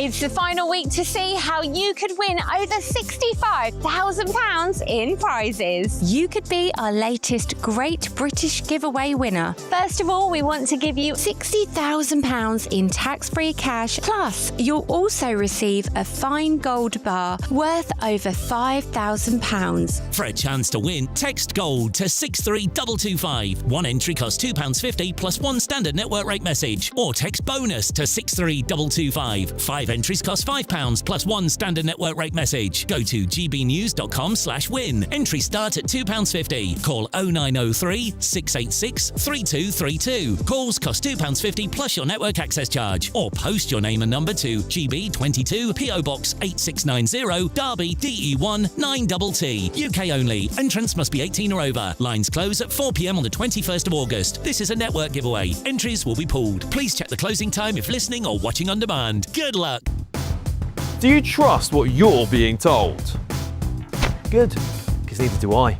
Those are just facts. I'm Alex Armstrong, and on my show, we'll expose the spin. Well, I want to answer that because you didn't let me last time, because you always speak over me. The broken promises. To deny that is denying the truth. And the hypocrisy. We can allow. Stop. You think we can allow? Politics, policy, parliament. Nothing is off limits. No sugarcoating, no fear of offence, just the truth laid bare. Tune in every Saturday and Sunday at 9 p.m. for Alex Armstrong Tonight, only on GB News, Britain's news channel. As soon as it hits 11 and the headlines come in, The Late Edition brings you the breaking news from all the front pages. because the news is going to happen. So get a head start today. Patrick Christie's Tonight, Late Edition. Alex Armstrong Tonight, Late Edition, from 11 o'clock every night. Only on GB News, the People's Channel, Britain's news channel. I've been in Westminster for a long time, but I know that though power may be here, its effect on people's lives is across the whole of the country. We may be where rules are made, but it's where they're implemented that matters. Join me, Jacob Rees-Mogg, for forthright and frank discussion on where Britain has come from, where it's going, and where it will end up. That's State of the Nation, Monday to Thursday, 8 to 9 o'clock. Vox Populi, Vox Dei. From court mornings to warm family brunches. From football to tennis in the car. In the kitchen. GB News Breakfast is there. With the stories you need and the conversations that matter. Anyway, let's talk business. Well, it has been a historic night in British politics. It's astonishing, isn't it? We're here again. To start your day just right. GB News Breakfast. Every morning from 6 a.m. Only on GB News. Britain's news channel.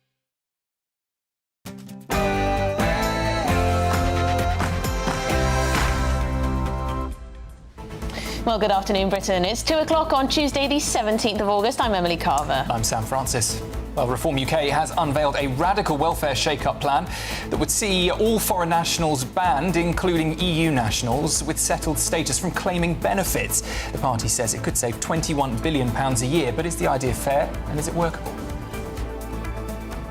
The British taxpayer is acting as the welfare state for the world. That's unfair. We all know it.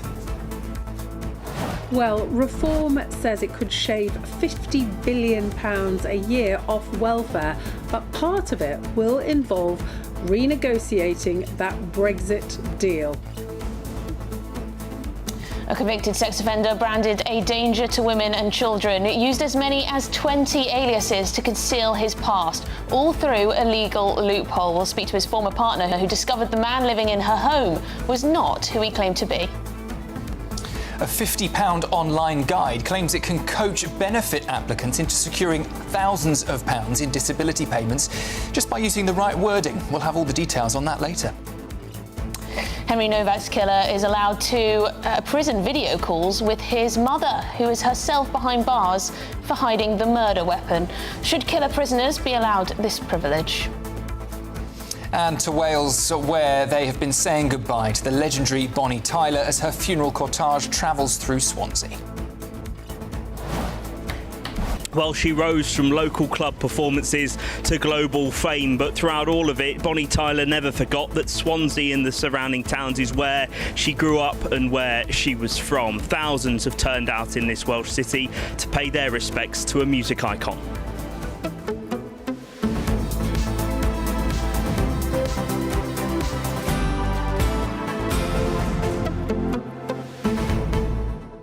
Yeah, that was an interesting debate we had between the Traveller representative and former Conservative MP Neil Parish.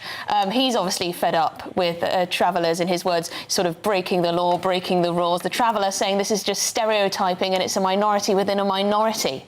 But some of you, there's a different opinion coming through. Alan says we have quite a few settled gypsy families in our area, some in houses, some on designated sites. They keep themselves to themselves. Some do jobs like tree trimming and laying patios. We very occasionally get travellers unofficially camping on fields that leave a terrible mess behind them. But some pass through at the same time each year, about 10 caravans for a couple of days, and they do clear up. They're not all bad, she says. Sam, John says, I can't go and buy a piece of land and build upon it without permission. Why can they? And this is what the Conservatives are saying that they'll clamp down on.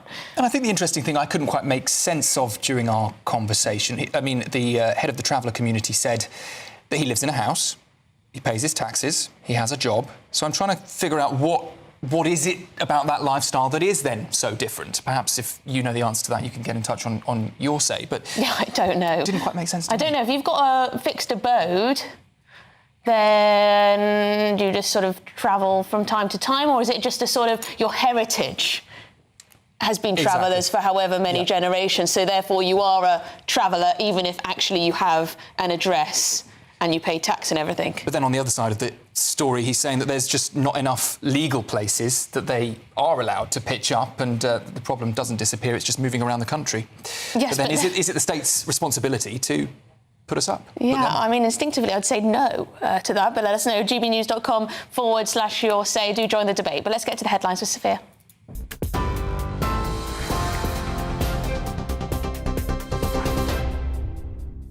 Sam, Emily, thank you. Your headlines at 2:03.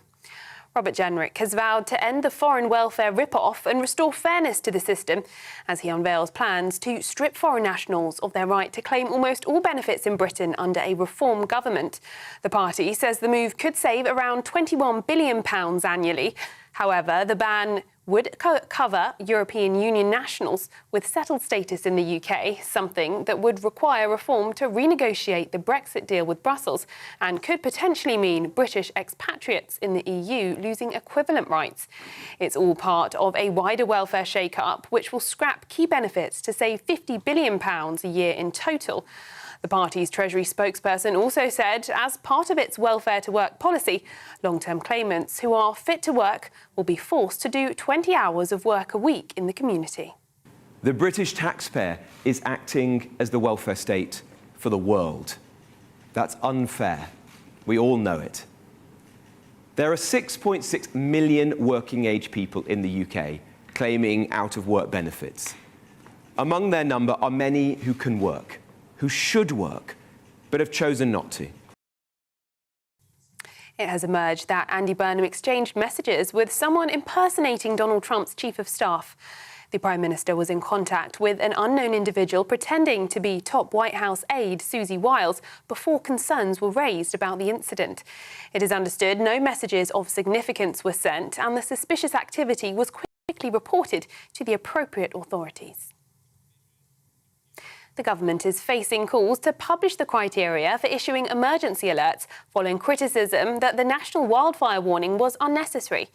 Head of the Cabinet Office, Louise Hay, is understood to have signed off on the nationwide alert, which warned that barbecues and fireworks could start wildfires. The government has insisted the move met the required threshold and said it had taken the decision after a direct request from emergency services. However, according to the Telegraph newspaper, a 2014 Cabinet Office report warned that overusing mobile alerts would undermine public confidence in the system. But Minister of State for Housing and Planning, Matthew Pennycook, told GB News it was an entirely appropriate response. We're telling people to not start open fires, to be very careful about how they dispose of cigarettes. That's absolutely right. And if that alert prevented the loss of one home, if it helped keep people safe, I think it was worth it. But of course, as I say, we've got to use those emergency alerts judiciously and sparingly. But I think it was entirely appropriate to issue them following the request of the fire and rescue services to do so. However, Shadow Housing Secretary told GB News this morning it is just another example of Labour abusing power. This system was meant for emergency, life-threatening national situations. It's not there to give public information broadcasts. This dry weather did not suddenly happen overnight.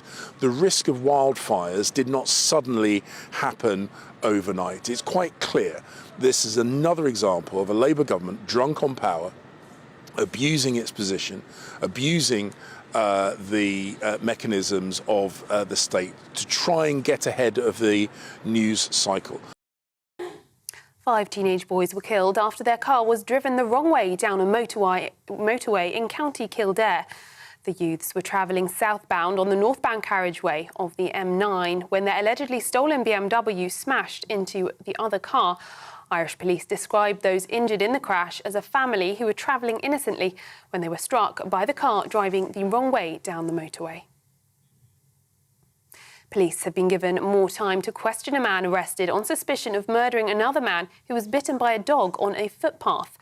West Yorkshire police were called to reports of an altercation in Wakefield on Saturday afternoon.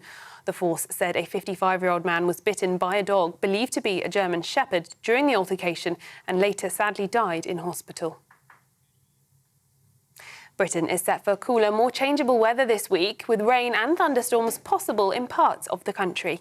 Despite the forecast, though, a yellow heat alert has been extended until 9 a.m. tomorrow for the southeast, southwest and London.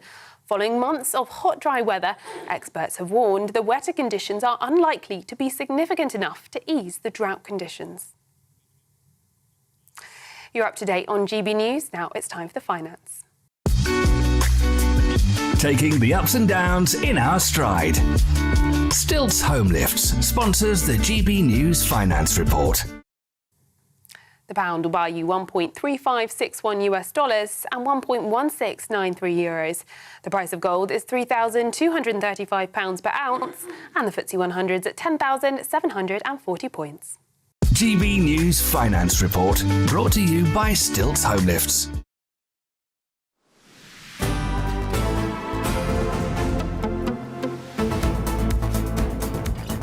Thanks, Sophia. Well, this is quite a shocking story next. Calls growing for a change in the law after a convicted paedophile reportedly used as many as 20 different aliases to conceal his criminal past. Yes, the former firefighter Jason Brown was described as a danger to women and children, but the Daily Mail reports today he was repeatedly able to change his name legally while forming relationships with unsuspecting partners.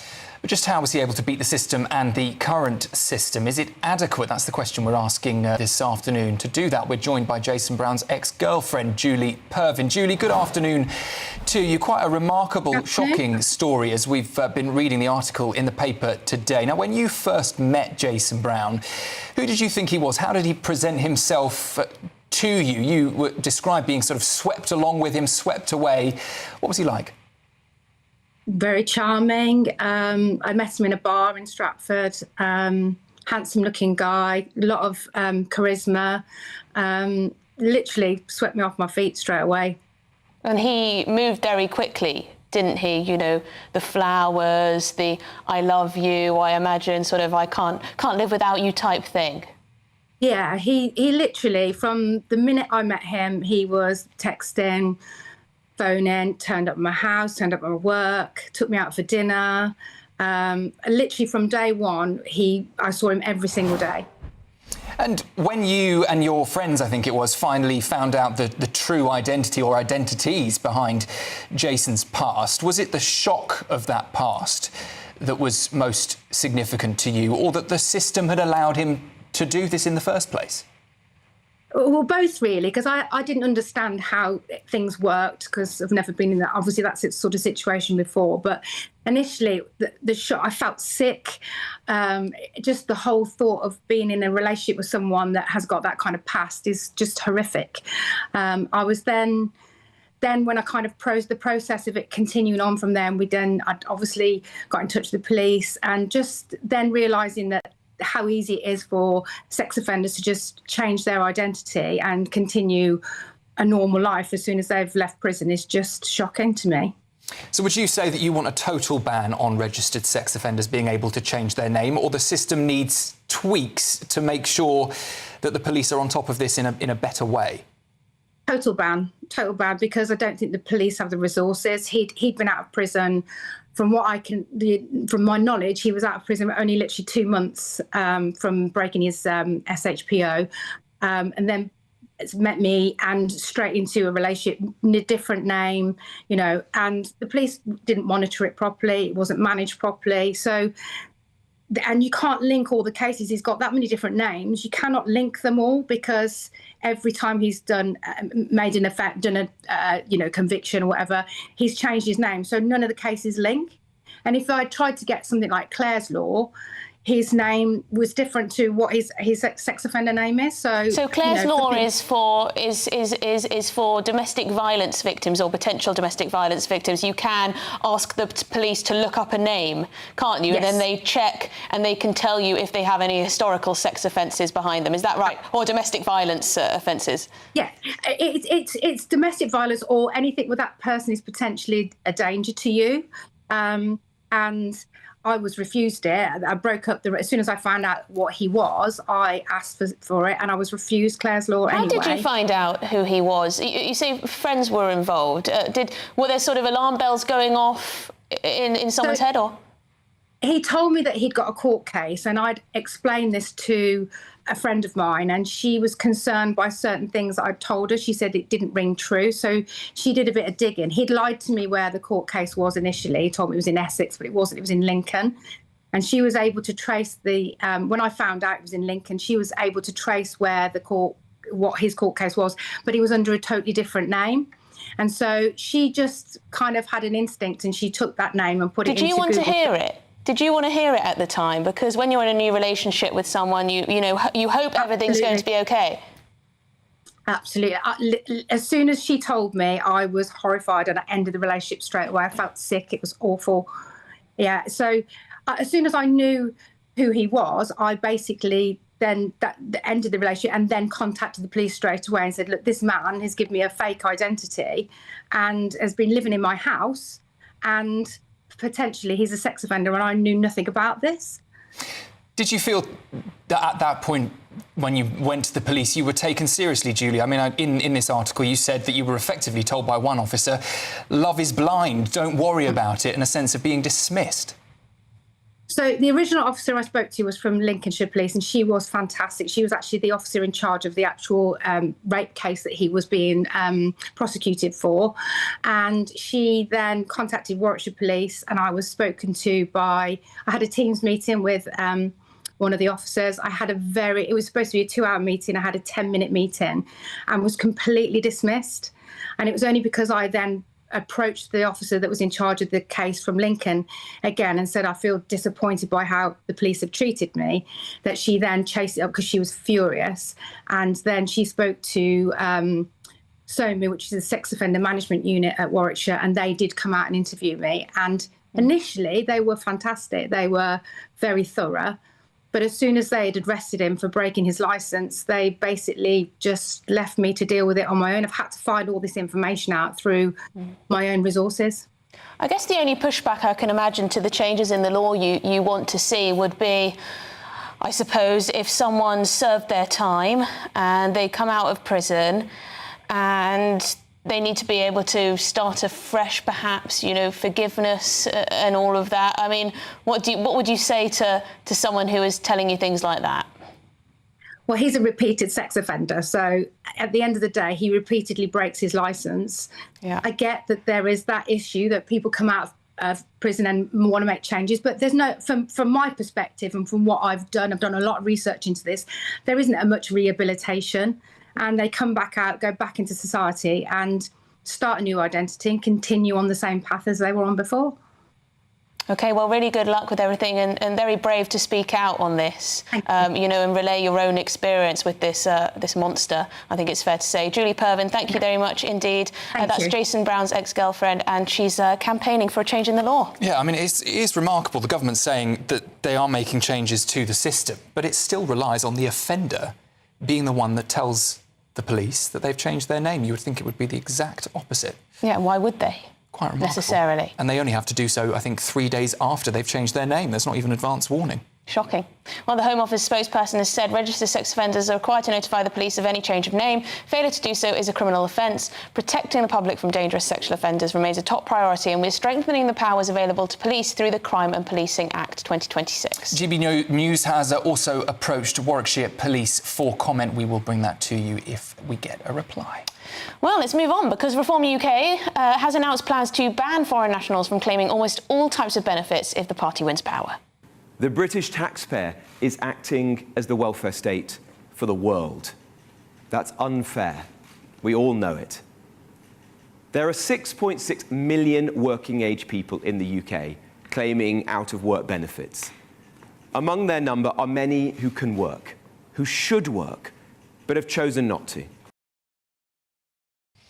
Robert Jenrick there speaking earlier. Well, the proposal is part of the wider plan to cut more than £50 billion a year from the welfare bill. Reforms say restricting benefit access for foreign nationals could save us around £21 billion annually. So GB News chief political correspondent Catherine Forster joins us now. Catherine, good afternoon to you. You were in the room for that announcement today. How was it received by the people in the room? Well, loud applause from Reform supporters, lots of questions from the press, because these are big numbers, aren't they? I mean, £50 billion off the welfare bill would be massive. We saw that Sir Keir Starmer and Rachel Reeves, between them, couldn't manage to get £5 billion of welfare cuts past their own Labour MPs, and Andy Burnham would have similar problems. So these are very big numbers. Robert Jenrick, who is the Reform Treasury spokesman, is saying that they will basically abolish PIP. That's the personal independence payment. People claiming that the numbers have absolutely gone through the roof over the last 10 years. He says they'll replace that with a, quote, health security allowance. It will cut the costs in half, and you'll only get that if you've got really serious needs. Most mental health conditions won't qualify.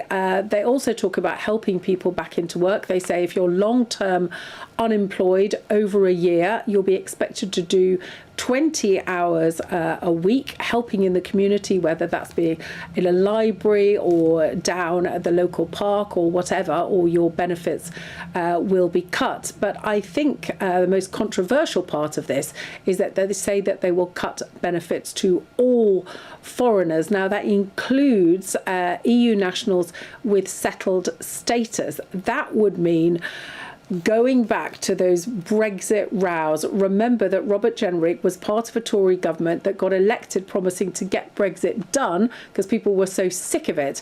I asked him about that. Let's have a look at his answer. It's not fair that British citizens are paying billions and billions of pounds every year to people who are not even Brits at all. 1/5 of universal credit claimants are not Britain. They're not British. That's crazy. Just imagine what we can do with that money. Now, there's clearly going to be a renegotiation. The deal that was done, I don't believe was a good deal. I think many people would support that. There are a number of points on which Reform has already made clear that we will need to return to our neighbours in the EU and renegotiate upon. And this will be one of them. Let's see. I'm confident that we can do that and we can restore fairness in the process. But and it's not unreasonable also. I mean, that deal was now 7 years ago. And time of the next general election, it might be a decade after the original deal. And that's what you do with deals. You see which bits are working and which bits are not working. And this is one of those bits that's not working in the same way that actually net stupid zero. I mean, we signed up to that as part of the whole Brexit deal. It's a catastrophe. One of the greatest policy mistakes this century. So they seem to be confident that they could get a good deal with the EU. Another potential problem with these cuts to personal independence payments, the Reform strongholds tend to be areas with high numbers of people with chronic health conditions. That could prove tricky for them in their own seats. For example, Robert Jenrick's seat in Newark, he was a Tory, of course. He's got that with a majority of 3,500, but there's over 6,000 people there currently claiming personal independence payment. Many of those will be worried and may think twice about voting for a party that's claiming to take those benefits away. OK, Catherine Forster, thank you very much indeed. Our chief political correspondent there in Westminster. I mean, I don't know about you, Sam, but I don't think it's that unreasonable to want to renegotiate things with in a 7-year-old Brexit deal. I think that's perfectly fine. I also think if you move to a country, you should be expected to pay your way. And I think many people will have been paying their way, and that's going to cause concern for many people because settled status means that you could have been here for a number of years paying into the system. And under Reform, you would be excluded from receiving anything. Yeah, but I mean, we don't have money growing on trees, you know? Do we need to get a bit tough in this country? Isn't that one of the problems in this country, that we're not tough enough? Well, we'll have to find out whether that 50 billion actually adds up. That'll be the next question that I will be asking, that's for sure. Anyway, this is Good Afternoon Britain on GB News. Loads more still to come in the next half hour or so. Yes, Henry Novak's killer will be allowed prison video calls with his mother, who herself is behind bars for hiding the murder weapon. Should killer prisoners be allowed this privilege? But after the break, a £50 online guide claims it can coach benefit applicants into securing thousands of pounds in disability payments just by using the right wording. We'll have all the details on that. We're about to come. Your GB News, Britain's #1 news channel.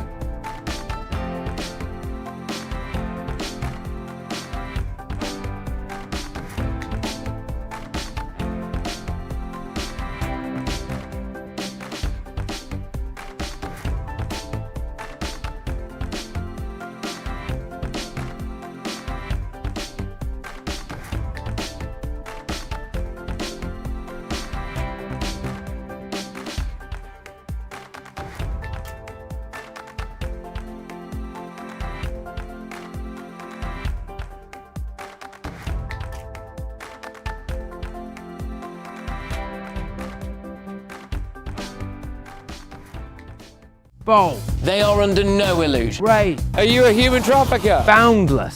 I've had enough of the nonsense, and I'm not afraid to say it. Don't get this on the BBC. Every weeknight, I tear through the headlines. The smell of gasoline. Should we be worried about it? From Westminster madness to cultural war chaos. What I'm going to do now is they are throwing things out the car as we speak. Get ready, Britain. Here we go. Patrick Christie's tonight, weeknights from 9 p.m. only on GB News, Britain's news channel.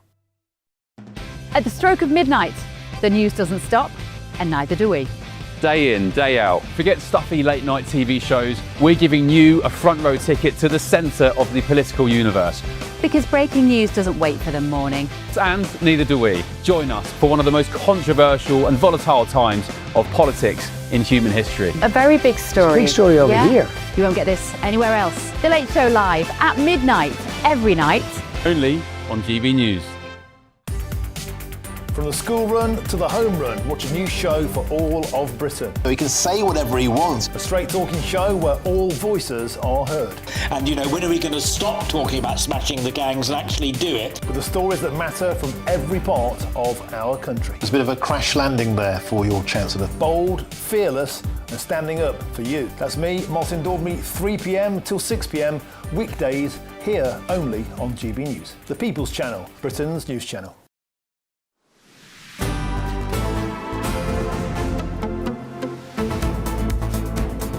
Welcome back to Good Afternoon Britain with me, Emily and Sam. It's now 2:26. Now, we've been talking about reforms plans to cut PIP and make sure that only people who really need it are getting disability benefits. But there's a website out there that's offering advice to people that it claims will give them a lifetime of disability benefits for less than 50 quid.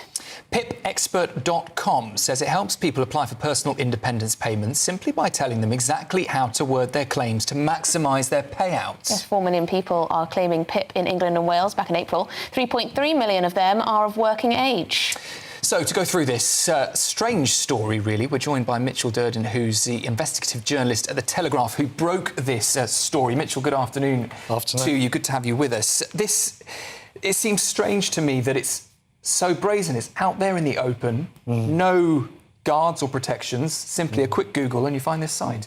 Well, it's a readily available source. It's out there. Their TikTok, various videos have over 500,000 views. It's not necessarily a secret. It's not necessarily a new thing. When there's a system out there to be gamed, like this system, where it's all based on points, the questions are marked out of 8 points, all you have to do really is learn the answers, be coached in certain techniques and ways, and essentially it's a free run. They put this as an investment. They claim, you know, you invest £50, over 3 years you could get £30,000 back. That's the way this works. Yeah, you'd be quids in. But Mitchell, so I think one of the issues around PIP is just how readily available it's become for people with mental health issues. I'm just looking at the latest stats. 39% of PIP claimants as of April had a psychiatric disorder recorded as their main disabling condition. Now, of course, there will be people who have disorders that are very crippling and they need support. But when it comes to anxiety, depression, ADHD, that sort of thing, much harder to, judge, I imagine. So how would this website help someone with those kind of conditions? Well, it's interesting because it's not necessarily the diagnosis, it's how the actual condition affects your day-to-day life where you can really up your score. Right. So potentially things like you can't make your own foods, you need your wife or your spouse to do it. You can't dress yourself, you need someone to prompt you or help you dress. Even something as simple as buttoning up your shirt. That could score you more points if you didn't say it on the inverse. I mean, this comes on the day that Reform have been speaking about this very issue specifically. Does this strengthen their argument for the need for tougher assessments? Well, they're sort of targeting foreign. This is British and foreign, so it would cover half of it, essentially the foreign half. I mean, in the actual guides themselves, they're so detailed and expansive. There's a whole section on claiming PIP if you're in the EEA, the European Economic Zone. There's parts about claiming it in Scotland, Northern Ireland. They're really extensively detailed.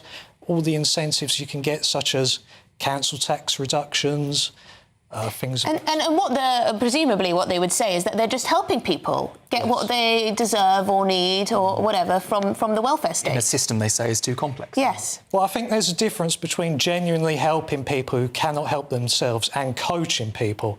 So, for example, as part of the package, they will actually write the answers for you, which you copy and paste into your form, which helps you on your point scoring. Goodness me. For as little as $49.99, according to the website there, and promising that you could gain up to £10,199. Remarkable. Remarkable. Mitchell Durden, thank you very much indeed. You're the journalist in The Telegraph that broke this story.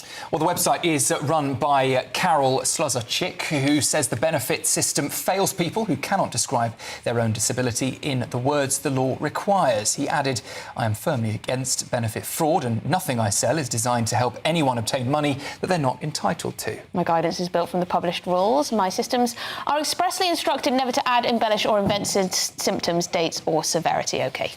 The Department for Work and Pension spokespersons also said that we condemn those who charge people for PIP applications for financial gain. PIP is only awarded following a thorough assessment where all evidence is reviewed, and we are substantially increasing the proportion of face-to-face assessments to 30%. Well, there you go. Let us know your thoughts. Lots more coming up on today's show. Yes, Andy Burnham has been duped by an imposter posing as one of Donald Trump's most senior officials.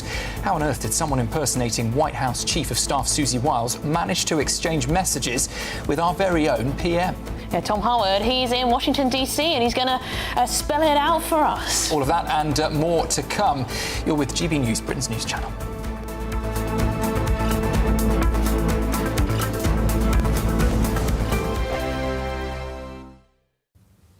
Hi there, welcome to the latest update from the Met Office for GB News. It's another warm day in the south with some sunshine, but it will turn increasingly wet in the north with outbreaks of at times heavy and persistent rain courtesy of this weather system. Low pressure moving close to Iceland, dangling its weather fronts into Scotland, Northern Ireland and Northern England. That's bringing extensive cloud across the UK at the moment and a few showers even in the south. But through the afternoon, a lot of that cloud in the south at least will lift and break, certainly across Wales and the southwest, a few breaks towards the southeast.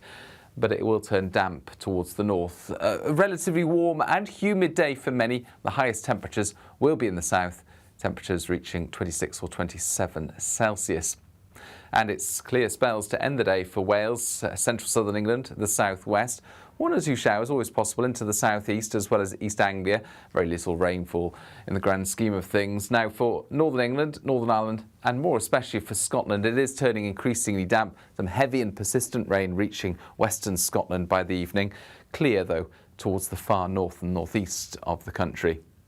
Now, overnight, that rain will turn more widespread and it will be heavy at times across the northern half of the UK, reaching North Wales, parts of the North Midlands, even into Norfolk. But further south, it stays largely dry. Additional cloud cover coming through, and that cloud will be lowering to give a few patches of rain and drizzle here and there, but no useful rain for the time being. A warm night to come for many, nevertheless, with that cloud and the relatively high humidities. Then we get off to a grey start in many places on Tuesday. Some showers moving across the country, light and scattered in nature. And then a little brighter into the afternoon once again in the south, staying grey in the north with further showers at times. Thank you, Britain, for all of you who listen to GB News Radio. Whether you're at home or on the go, you're making us Britain's news channel and Britain's radio station.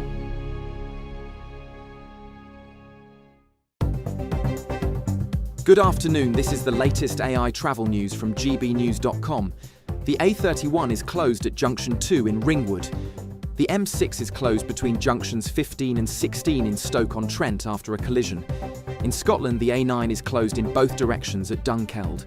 Across Wales, the M4 westbound from J24 Coldra to J26 Malpas is congested with possible delays. And on the trains, Greater Anglia services are facing major disruption between Shenfield and Southend Victoria, with further disruption between Witham and Chelmsford, while cross-country services are reduced between Birmingham New Street and Bournemouth. For more travel news, go to gbnews.com.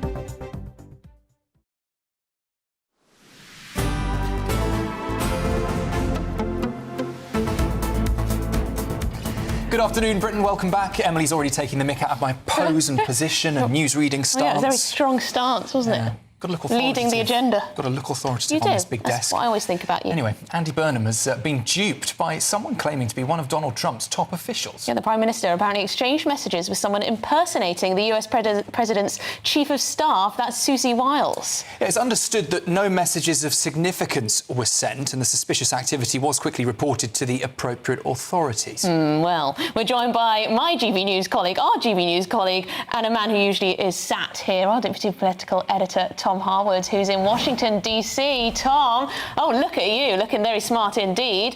Tell us this story. I mean, the government's saying, oh, don't worry, nothing of note was sent in these messages. I mean, that could be hard to believe, surely?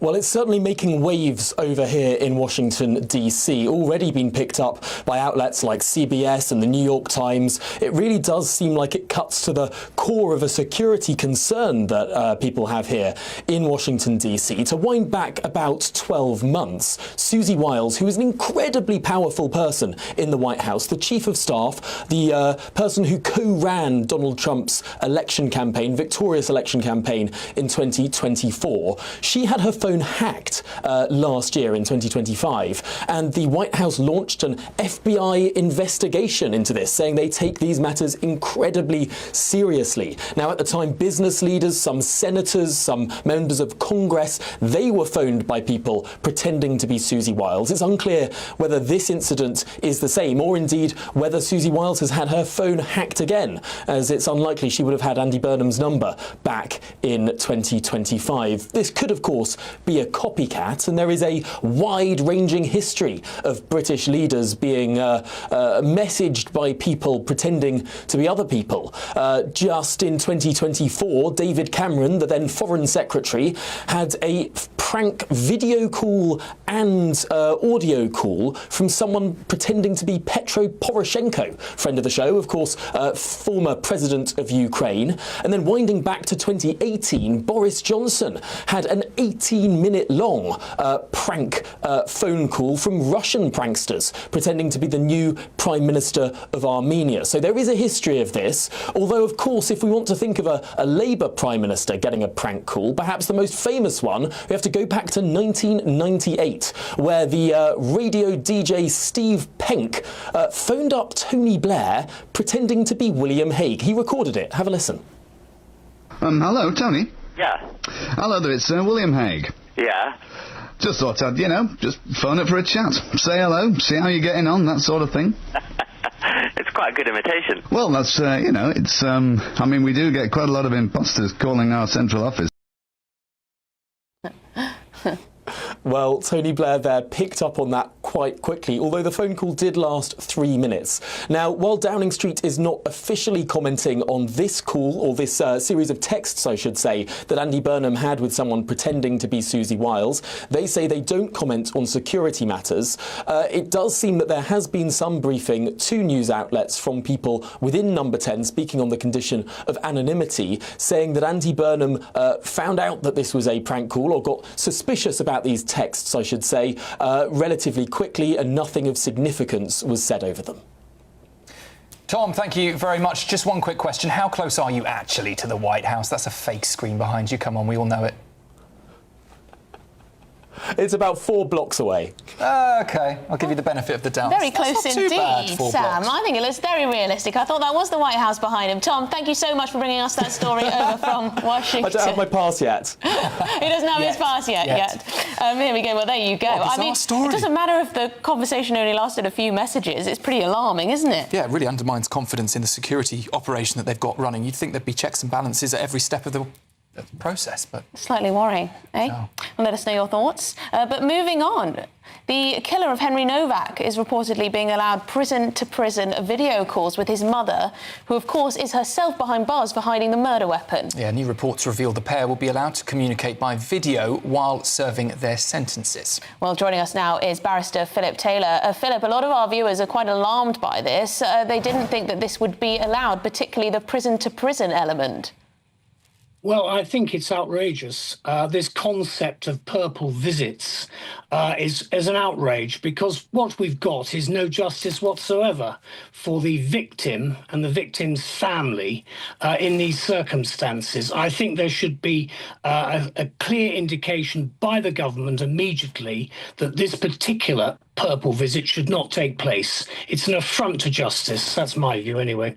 Yes, I mean, Vikram Digwar murdered, of course, Henry Novak. He is serving life imprisonment with a minimum term of 21 years. His mother is serving 3 years at a different prison. On what would be the justification, do you think, from the criminal justice system, from the prison service, as to why they should be able to be in communication? Well, I think the justification initially is that people who are obviously incarcerated are allowed to have contact, for instance, with people like me as a lawyer, and that is a private discussion which I would have with my client. This is different because it's obviously a link between a mother and her son, both of whom are currently in custody. Now, the point about having people put into custody, the purpose behind this is to punish them for things they have done, in this case an outrageous crime. It's to protect people in the public area from individuals like this, and there is an element of rehabilitation. Clearly, there are some people within the prison service who probably consider that this is one element of trying to rehabilitate the defendant and his mother. I'm afraid I don't agree with that. I think at this stage there is a position where it should not be a privilege to have something like this. It shouldn't be allowed in the first place until such time as there's at least some indication that there is some form of apology, some reasonable idea that there will be rehabilitation in the future. But in the meantime, they've got to be punished for very serious crimes. And it really is ridiculous to suggest that they can have a nice soft regime as soon as they've committed a murder or some terribly serious crime, and they can just laugh at everybody in the meantime and say, oh, well, it's a soft life in Britain, and therefore, you know, we demand to have our human rights. I don't consider this as a human right at all. I believe in these circumstances, they should be doing their sentence first. They should obviously be allowed to have some sort of visits, but the idea of a video call I find very concerning, because we don't know what they're going to say. The question is, are they going to be overheard when they're having a conversation, or is it going to be a private discussion? These matters are very serious, and I think the public needs to be protected from these people. I mean, Philip, as you've explained there, that word rehabilitation can sound very different for those that are behind bars to those that are victims or families of victims who are grieving on the outside. What would you say to victims' families, particularly in this case, who are seeing this, as you say, as a reward for wrongdoing? Well, obviously, Lucy, that's Henry Novak's mother, must be really feeling dreadful as a result of this, because she's seen her son murdered, and we've now got a position where the people who are responsible for this just think they can ride roughshod over the criminal justice process. It is making a mockery of the system. I don't think the purple visit should be allowed. If they are ever going to have any form of communication, that communication has got to be very carefully monitored. We are dealing with both two people who are criminals, one of whom is the mother, and one of whom allegedly, I mean, bearing in mind, without going into the detail of the crime, we are talking about people who deliberately went with the intention of certainly causing very serious harm to somebody and planning it all. What are they up to when they're going to be talking to each other? Is it just going to be a cosy chat between mum and son, or are they going to be up to something else? I probably shouldn't be going as far as that, but I'm actually very concerned and very unhappy that they are allowed to do this. We spoke with a former prison officer who said it would likely be recorded and likely that they would have to speak in English, but as you say, things don't always go to plan, do they, within our prison service? But just to remind people, Henry Novak was a man who was killed, a very young man, 18 years old, and died with the accusation of racism. hanging over his head. I mean, a truly horrific crime, and his mother will never get to have another Zoom video chat with her son. So why on earth are these two able to? Philip Taylor, really appreciate your thoughts on this one. Barrister there, Philip Taylor. Well, the prison service has released a statement following this story emerging. They say that this prisoner is being managed within the prison estate in line with the severity of the heinous offences for which he was convicted. Well, let us know your thoughts on that one. This is Good Afternoon Britain on GB News. Lots more coming up. Yep, we'll be crossing back live to Swansea, where the legendary Bonnie Tyler's funeral has been taking place today. We'll join our very own Jack Carson there. We will indeed. But here's the forecast for European holiday destinations. Ready to soak up that holiday sunshine? Won't we need some cover? No worries. All sorted. All Clear Travel Insurance sponsors GB News travel destinations forecast. Hello there. Apart from the odd isolated thunderstorm, most of the Mediterranean will see plenty of dry, hot and sunny weather over the next few days. A bit of a breeze though for Madeira, perhaps bringing the odd shower here on Tuesday. Otherwise, Spain and Portugal, cloudless skies, lots of sunshine here. Perhaps the odd afternoon and evening thunderstorm across the spine of Italy, parts of the Balkans and Greece and Turkey, but these mostly inland, coastal regions remaining generally dry, sunny and hot. And the outlook is for temperatures to remain in the low to mid-30s. All Clear Travel Insurance sponsors GB News travel destinations forecast. This is GB News, Britain's news channel. Music, as anybody knows, from Scotland or Ireland, it is very, very important to us all here. Most of us can lift a musical instrument, and actually there's a great children's band on stage at the minute, but I've managed to capture some people here. Where are you from? We're from Dungannon. And why are you here at the Fla? We're here just for the music, the atmosphere and just the all-round celebration. It's a very proud moment for Belfast, and it's lovely to have the children out on their summer holidays, and I have a daughter who is playing and another one who's coming along to sing. Well, let's hear you play. What are you going to play for us? I'm going to play in the chair. Well, go ahead. Thank you.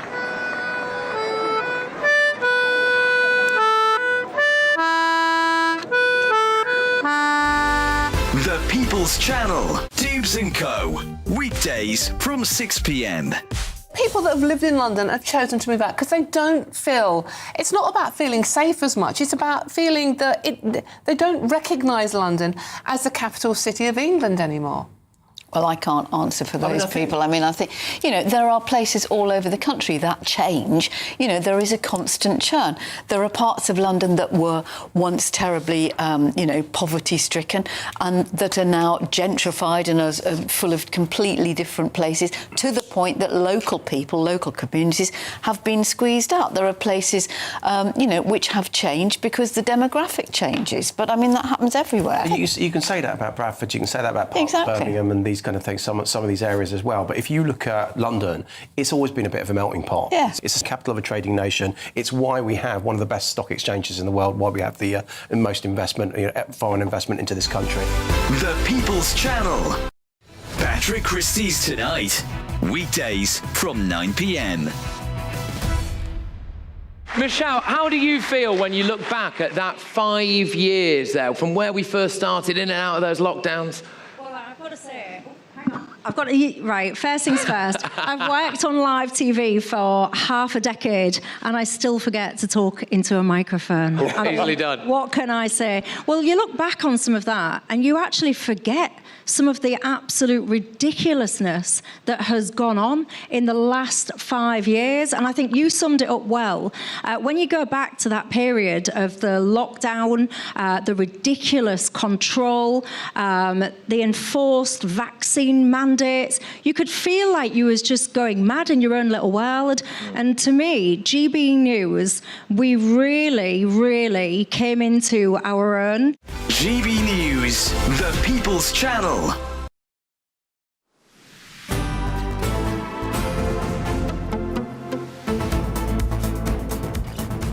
2:48, good afternoon, Britain. Well, we're going to take you back to Wales now, where the funeral of Bonnie Tyler has been taking place today, with friends and family gathering in celebration of the late singer's life. Well, GB News national reporter Jack Carson joins us now from Swansea. Jack, I think that's key, isn't it? It's celebration of her life. Absolutely, and I think you could tell that by the applause when the coffin came out of Swansea Minster here, where we are in Wales. The applaud of the crowd, not only to Bonnie and her family, but also, as you say, celebrating the woman that she was, the powerhouse that she was. And I think that's also reflected in the tributes and some of the flowers and wreaths that have been laid on the grass of the church. As you can see here, this wreath, Total Eclipse of the Heart, of course, that incredible song which rose her to, if she wasn't already, rose her to even more global fame. She didn't think the song was going to be given to her. It was, she said, the first time I heard it, I had shivers up my spine, because of course it was written by the regular Meatloaf collaborator Jim Steinman, and it stayed at #1 for 4 weeks, selling 1 million copies, securing her a Grammy nomination. And I think my favourite fact is that it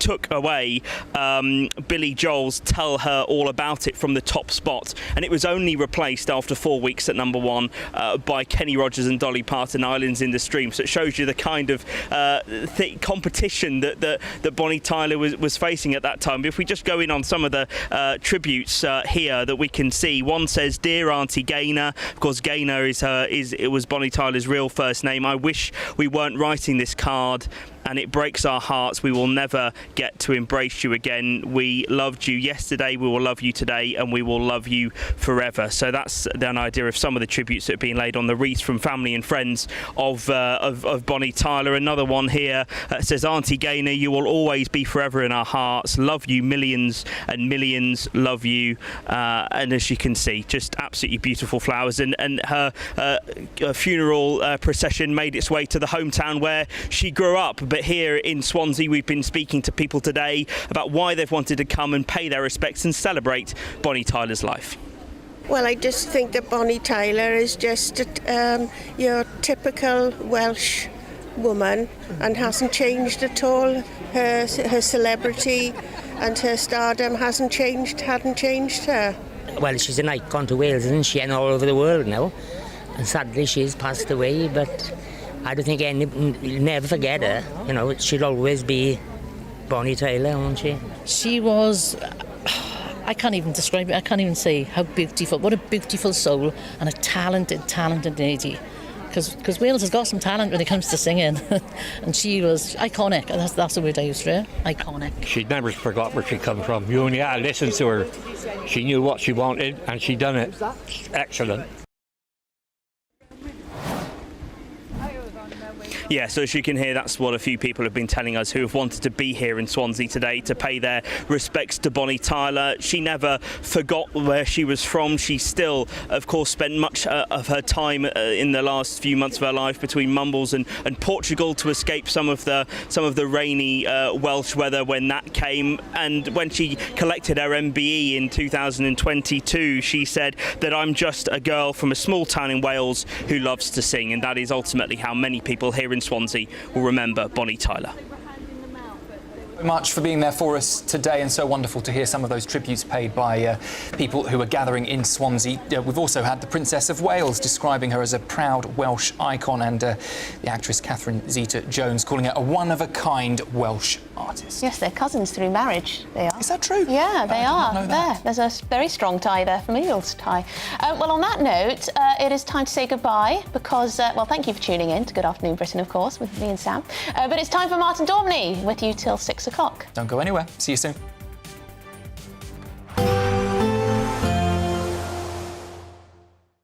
Expect warm spells with the odd rude interruption. Box Boilers sponsors the weather on GB News. Hello again and welcome to the latest update from the Met Office for GB News. Cloud thickening during the rest of today from the north, and it's in the north where it will become increasingly wet. Light showers will affect the south overnight, but no substantial rain expected to relieve the situation, at least for the next few days. We've actually seen some sunshine during the day so far across Wales and the southwest, but the cloud does fill in for many places overnight. The heaviest rain moves through Scotland, pushing into Orkney by midnight, and it swings across northern parts of England, North Wales and so on before it turns more showery at the end of the night. Cloudy skies, a mild night for many, temperatures staying in the teens. Then a grey and damp start for much of the UK first thing Tuesday. The most persistent rain still lingering across the far north and northeast of Scotland. Meanwhile, it's more of a showery picture for western Scotland. Drier and clearer to the east. Northern Ireland seeing plenty of showers first thing, not particularly heavy. They'll be moving through reasonably quickly as well. Much of northern and western England as well as central parts, and for Wales, thick cloud giving some light showers, but again, nothing substantial expected at the moment. Those showers will continue through the morning, and then as the afternoon approaches, in the south the cloud will lift and break, sunny spells emerge. Another day in which it will feel humid, but it's still going to be a little cooler compared with recent days. And for Scotland, Northern Ireland, Northern England, a lot of thick cloud, frequent showers, if not longer spells of rain for some. Largely avoiding Shetland, however, where it will be cool, 13 Celsius. In the south, 25, 26 Celsius, more likely, given the thinning of the cloud and sunshine coming through. Some clear spells in the far south for a time into the evening. And then we've got this system, areas of rain moving into the south. And actually, the picture from Wednesday onwards is of a more unsettled outlook with frequent showers for many. Expect warm spells with the odd rude interruption. Box Boilers sponsors the weather on GB News. It's the final week to see how you could win over £65,000 in prizes. You could be our latest Great British Giveaway winner. First of all, we want to give you £60,000 in tax-free cash. Plus, you'll also receive a fine gold bar worth over £5,000. For a chance to win, text GOLD to 63225. One entry costs £2.50 plus one standard network rate message. Or text BONUS to 63225. 5 entries cost £5 plus one standard network rate message. Go to gbnews.com/win. Entries start at £2.50. Call 0903 686 3232. Calls cost £2.50 plus your network access charge. Or post your name and number to GB22 PO Box 8690 Derby DE1 9TT. UK only. Entrants must be 18 or over. Lines close at 4 p.m. on the 21st of August. This is a network giveaway. Entries will be pooled. Please check the closing time if listening or watching on demand. Good luck. Britain is not just a geographical expression. We are a people bound together by history and culture that are distinctively British. Join me to celebrate our music, theatre, artworks and literature, which we can explore and enjoy together. Everybody's welcome. Sunday with Michael Portillo. Every Sunday at 11 a.m. on GB News, the People's Channel, Britain's news channel. Some people enjoy lazy Sunday mornings, but not me. What's the truth of the matter? So that's a very live question. Would you support him if he waters down these plans? Before the spin sets in, I'll be getting to the truth. This is personal. No soft questions, no easy answers. It's one thing if the state has rules in this country. It's another thing whether the police and others actually police them. Setting the agenda and holding those in power to account. You can't really blame her if the system is set up this way. You will not want to miss it, trust me. The Camilla Tominey Show, Sundays from 9:30, only on GB News. Welcome to Free Speech Nation with me, Josh Howard. This is the show where each week we see what's happening in the world of culture, current affairs and politics. First we'll say, welcome to the UK. Oh, thank you. And we're not afraid to use our free speech so that you can use yours. It's not controversial in the slightest to anyone who hasn't lost their mind. Free Speech Nation, Sunday nights at 7 p.m. Only on GB News, the People's Channel, Britain's news channel. As soon as it hits 11 and the headlines come in, the Late Edition brings you the breaking news from all the front pages. because the news is going to happen. So get a head start today. Patrick Christie's tonight, Late Edition. Alex Armstrong tonight, Late Edition. From 11 o'clock every night. Only on GB News, the People's Channel, Britain's news channel. I think GB News is completely unique in the way that we interact with our viewers. Our audience aren't afraid to have their say. They want their voices heard now, and they've got a channel where that can happen. I find more and more as I'm wandering around, people come up to me and they say, "We saw you on television." I say, "Oh yes, on what?" "On GB News." Hello, are you the famous Sue? The whole crew is me here now. We came to celebrate. It's our job to be the eyes and ears of the viewers. They are part of the GBNews family, and I'm pleased to say it's a very large family. And if people go to the time and trouble of listening and watching, then we've got to do a good job for them. Well, I'm here right in the epicentre of the protest. Here we go again. You just tuned in. Where have you been? It is raucous here tonight. That's what makes us the fearless champion of Britain.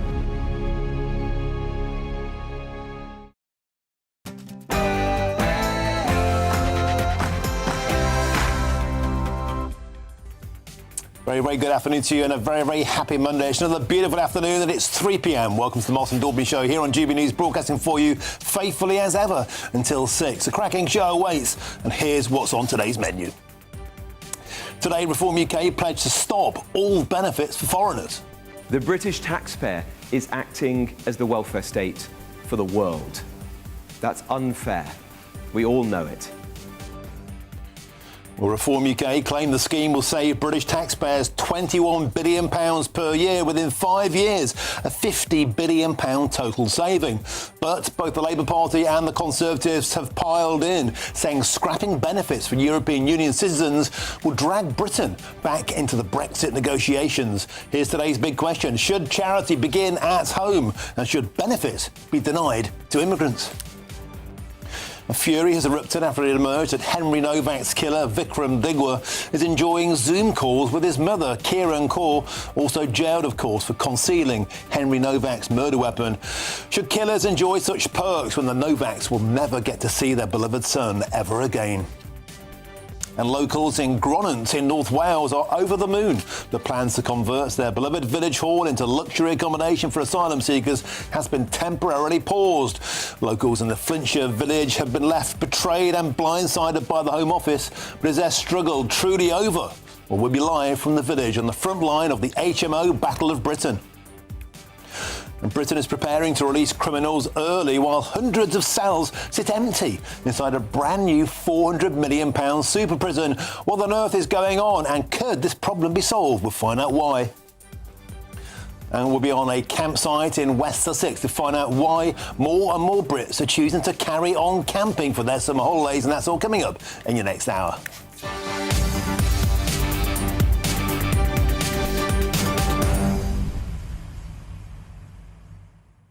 Welcome to the show. It's a pleasure to have your company. We've got an action-packed week ahead, and today's top story, Reform UK are saying they will block benefits for all people born overseas. That could be a £50 billion total saving, £21 billion per year in the next 5 years. But it's exhumed the battle of Brexit because, of course, baked into the withdrawal agreement was the notion that European Union citizens in the UK should get benefits in return for Brits abroad getting the same deal. But here's the point. 750,000 of those from the EU get benefits in Britain versus only 30,000 Brits in the European Union themselves. It's one-way traffic as usual. And is it proof that we never actually got Brexit done? Do you think charity should begin at home? Do you think scrapping benefits for foreigners is a sensible policy? Get in touch. gbnews.com/your say is the way to do so, or scan the QR code on your screens now. Enough for me. There's your headlines with Sophia Wensler.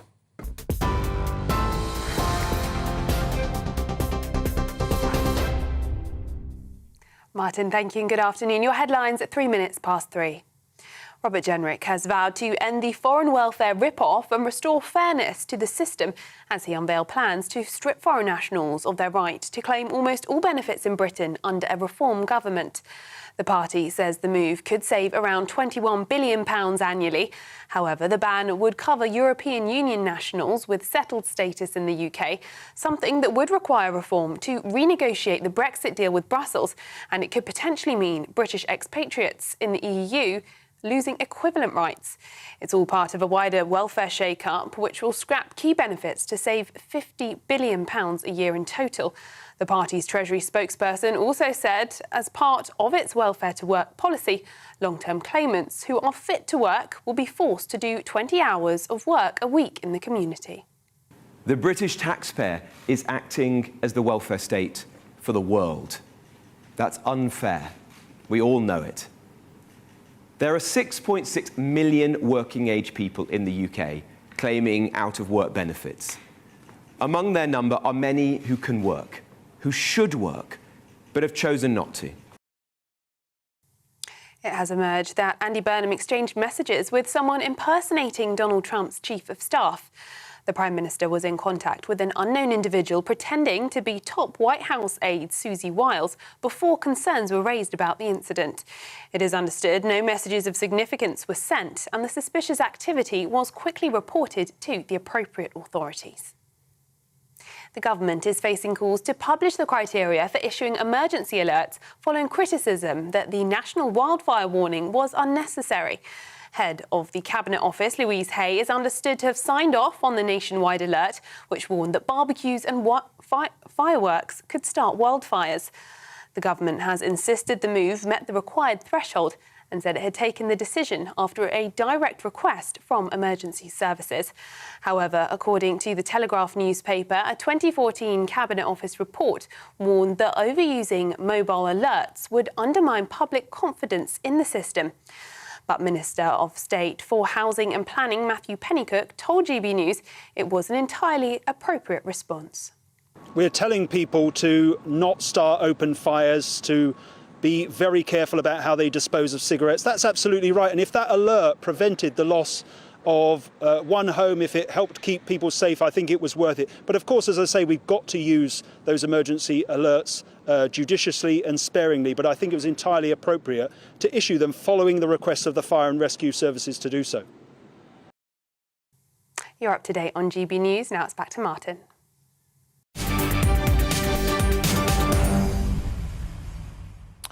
Thank you very much indeed, Sophia. Let's get cracking on another huge week in British politics, beginning right now. This morning, Reform UK announced plans to ban foreign nationals from claiming almost all types of benefits in Britain if the party wins power.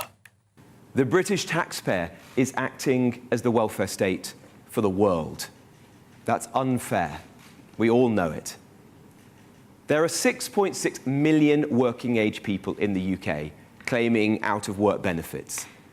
Among their number are many who can work, who should work, but have chosen not to. Well, the proposal announced this morning is part of a wider plan to cut more than £50 billion a year from Britain's welfare bill. Reform UK says restricting benefit access for foreign nationals could save around £21 billion annually within 5 years. Well, I'm delighted to be joined in the studio in Westminster by GB News' chief political correspondent, Catherine Forster, who was there today and indeed asked the first and the best question. Catherine, let's start with the top line, eye-line grabbing figure, £21 billion a year to be saved per year if benefits are axed for foreigners. Tell us the details. Yes, so that's what they are saying. And what is striking about this is they previously said if you're a foreigner, you wouldn't qualify for universal credit. Now they're saying if you're a foreigner, you're not going to get anything at all. So job seekers allowance, child benefit, any of these things. And it would also apply to people with EU settled status who, of course, got that as part of the Brexit deal. So I asked Robert Jenrick, you remember that he was a Conservative minister. Boris Johnson's government got that landslide back in 2019, saying get Brexit done because people were sick to the back.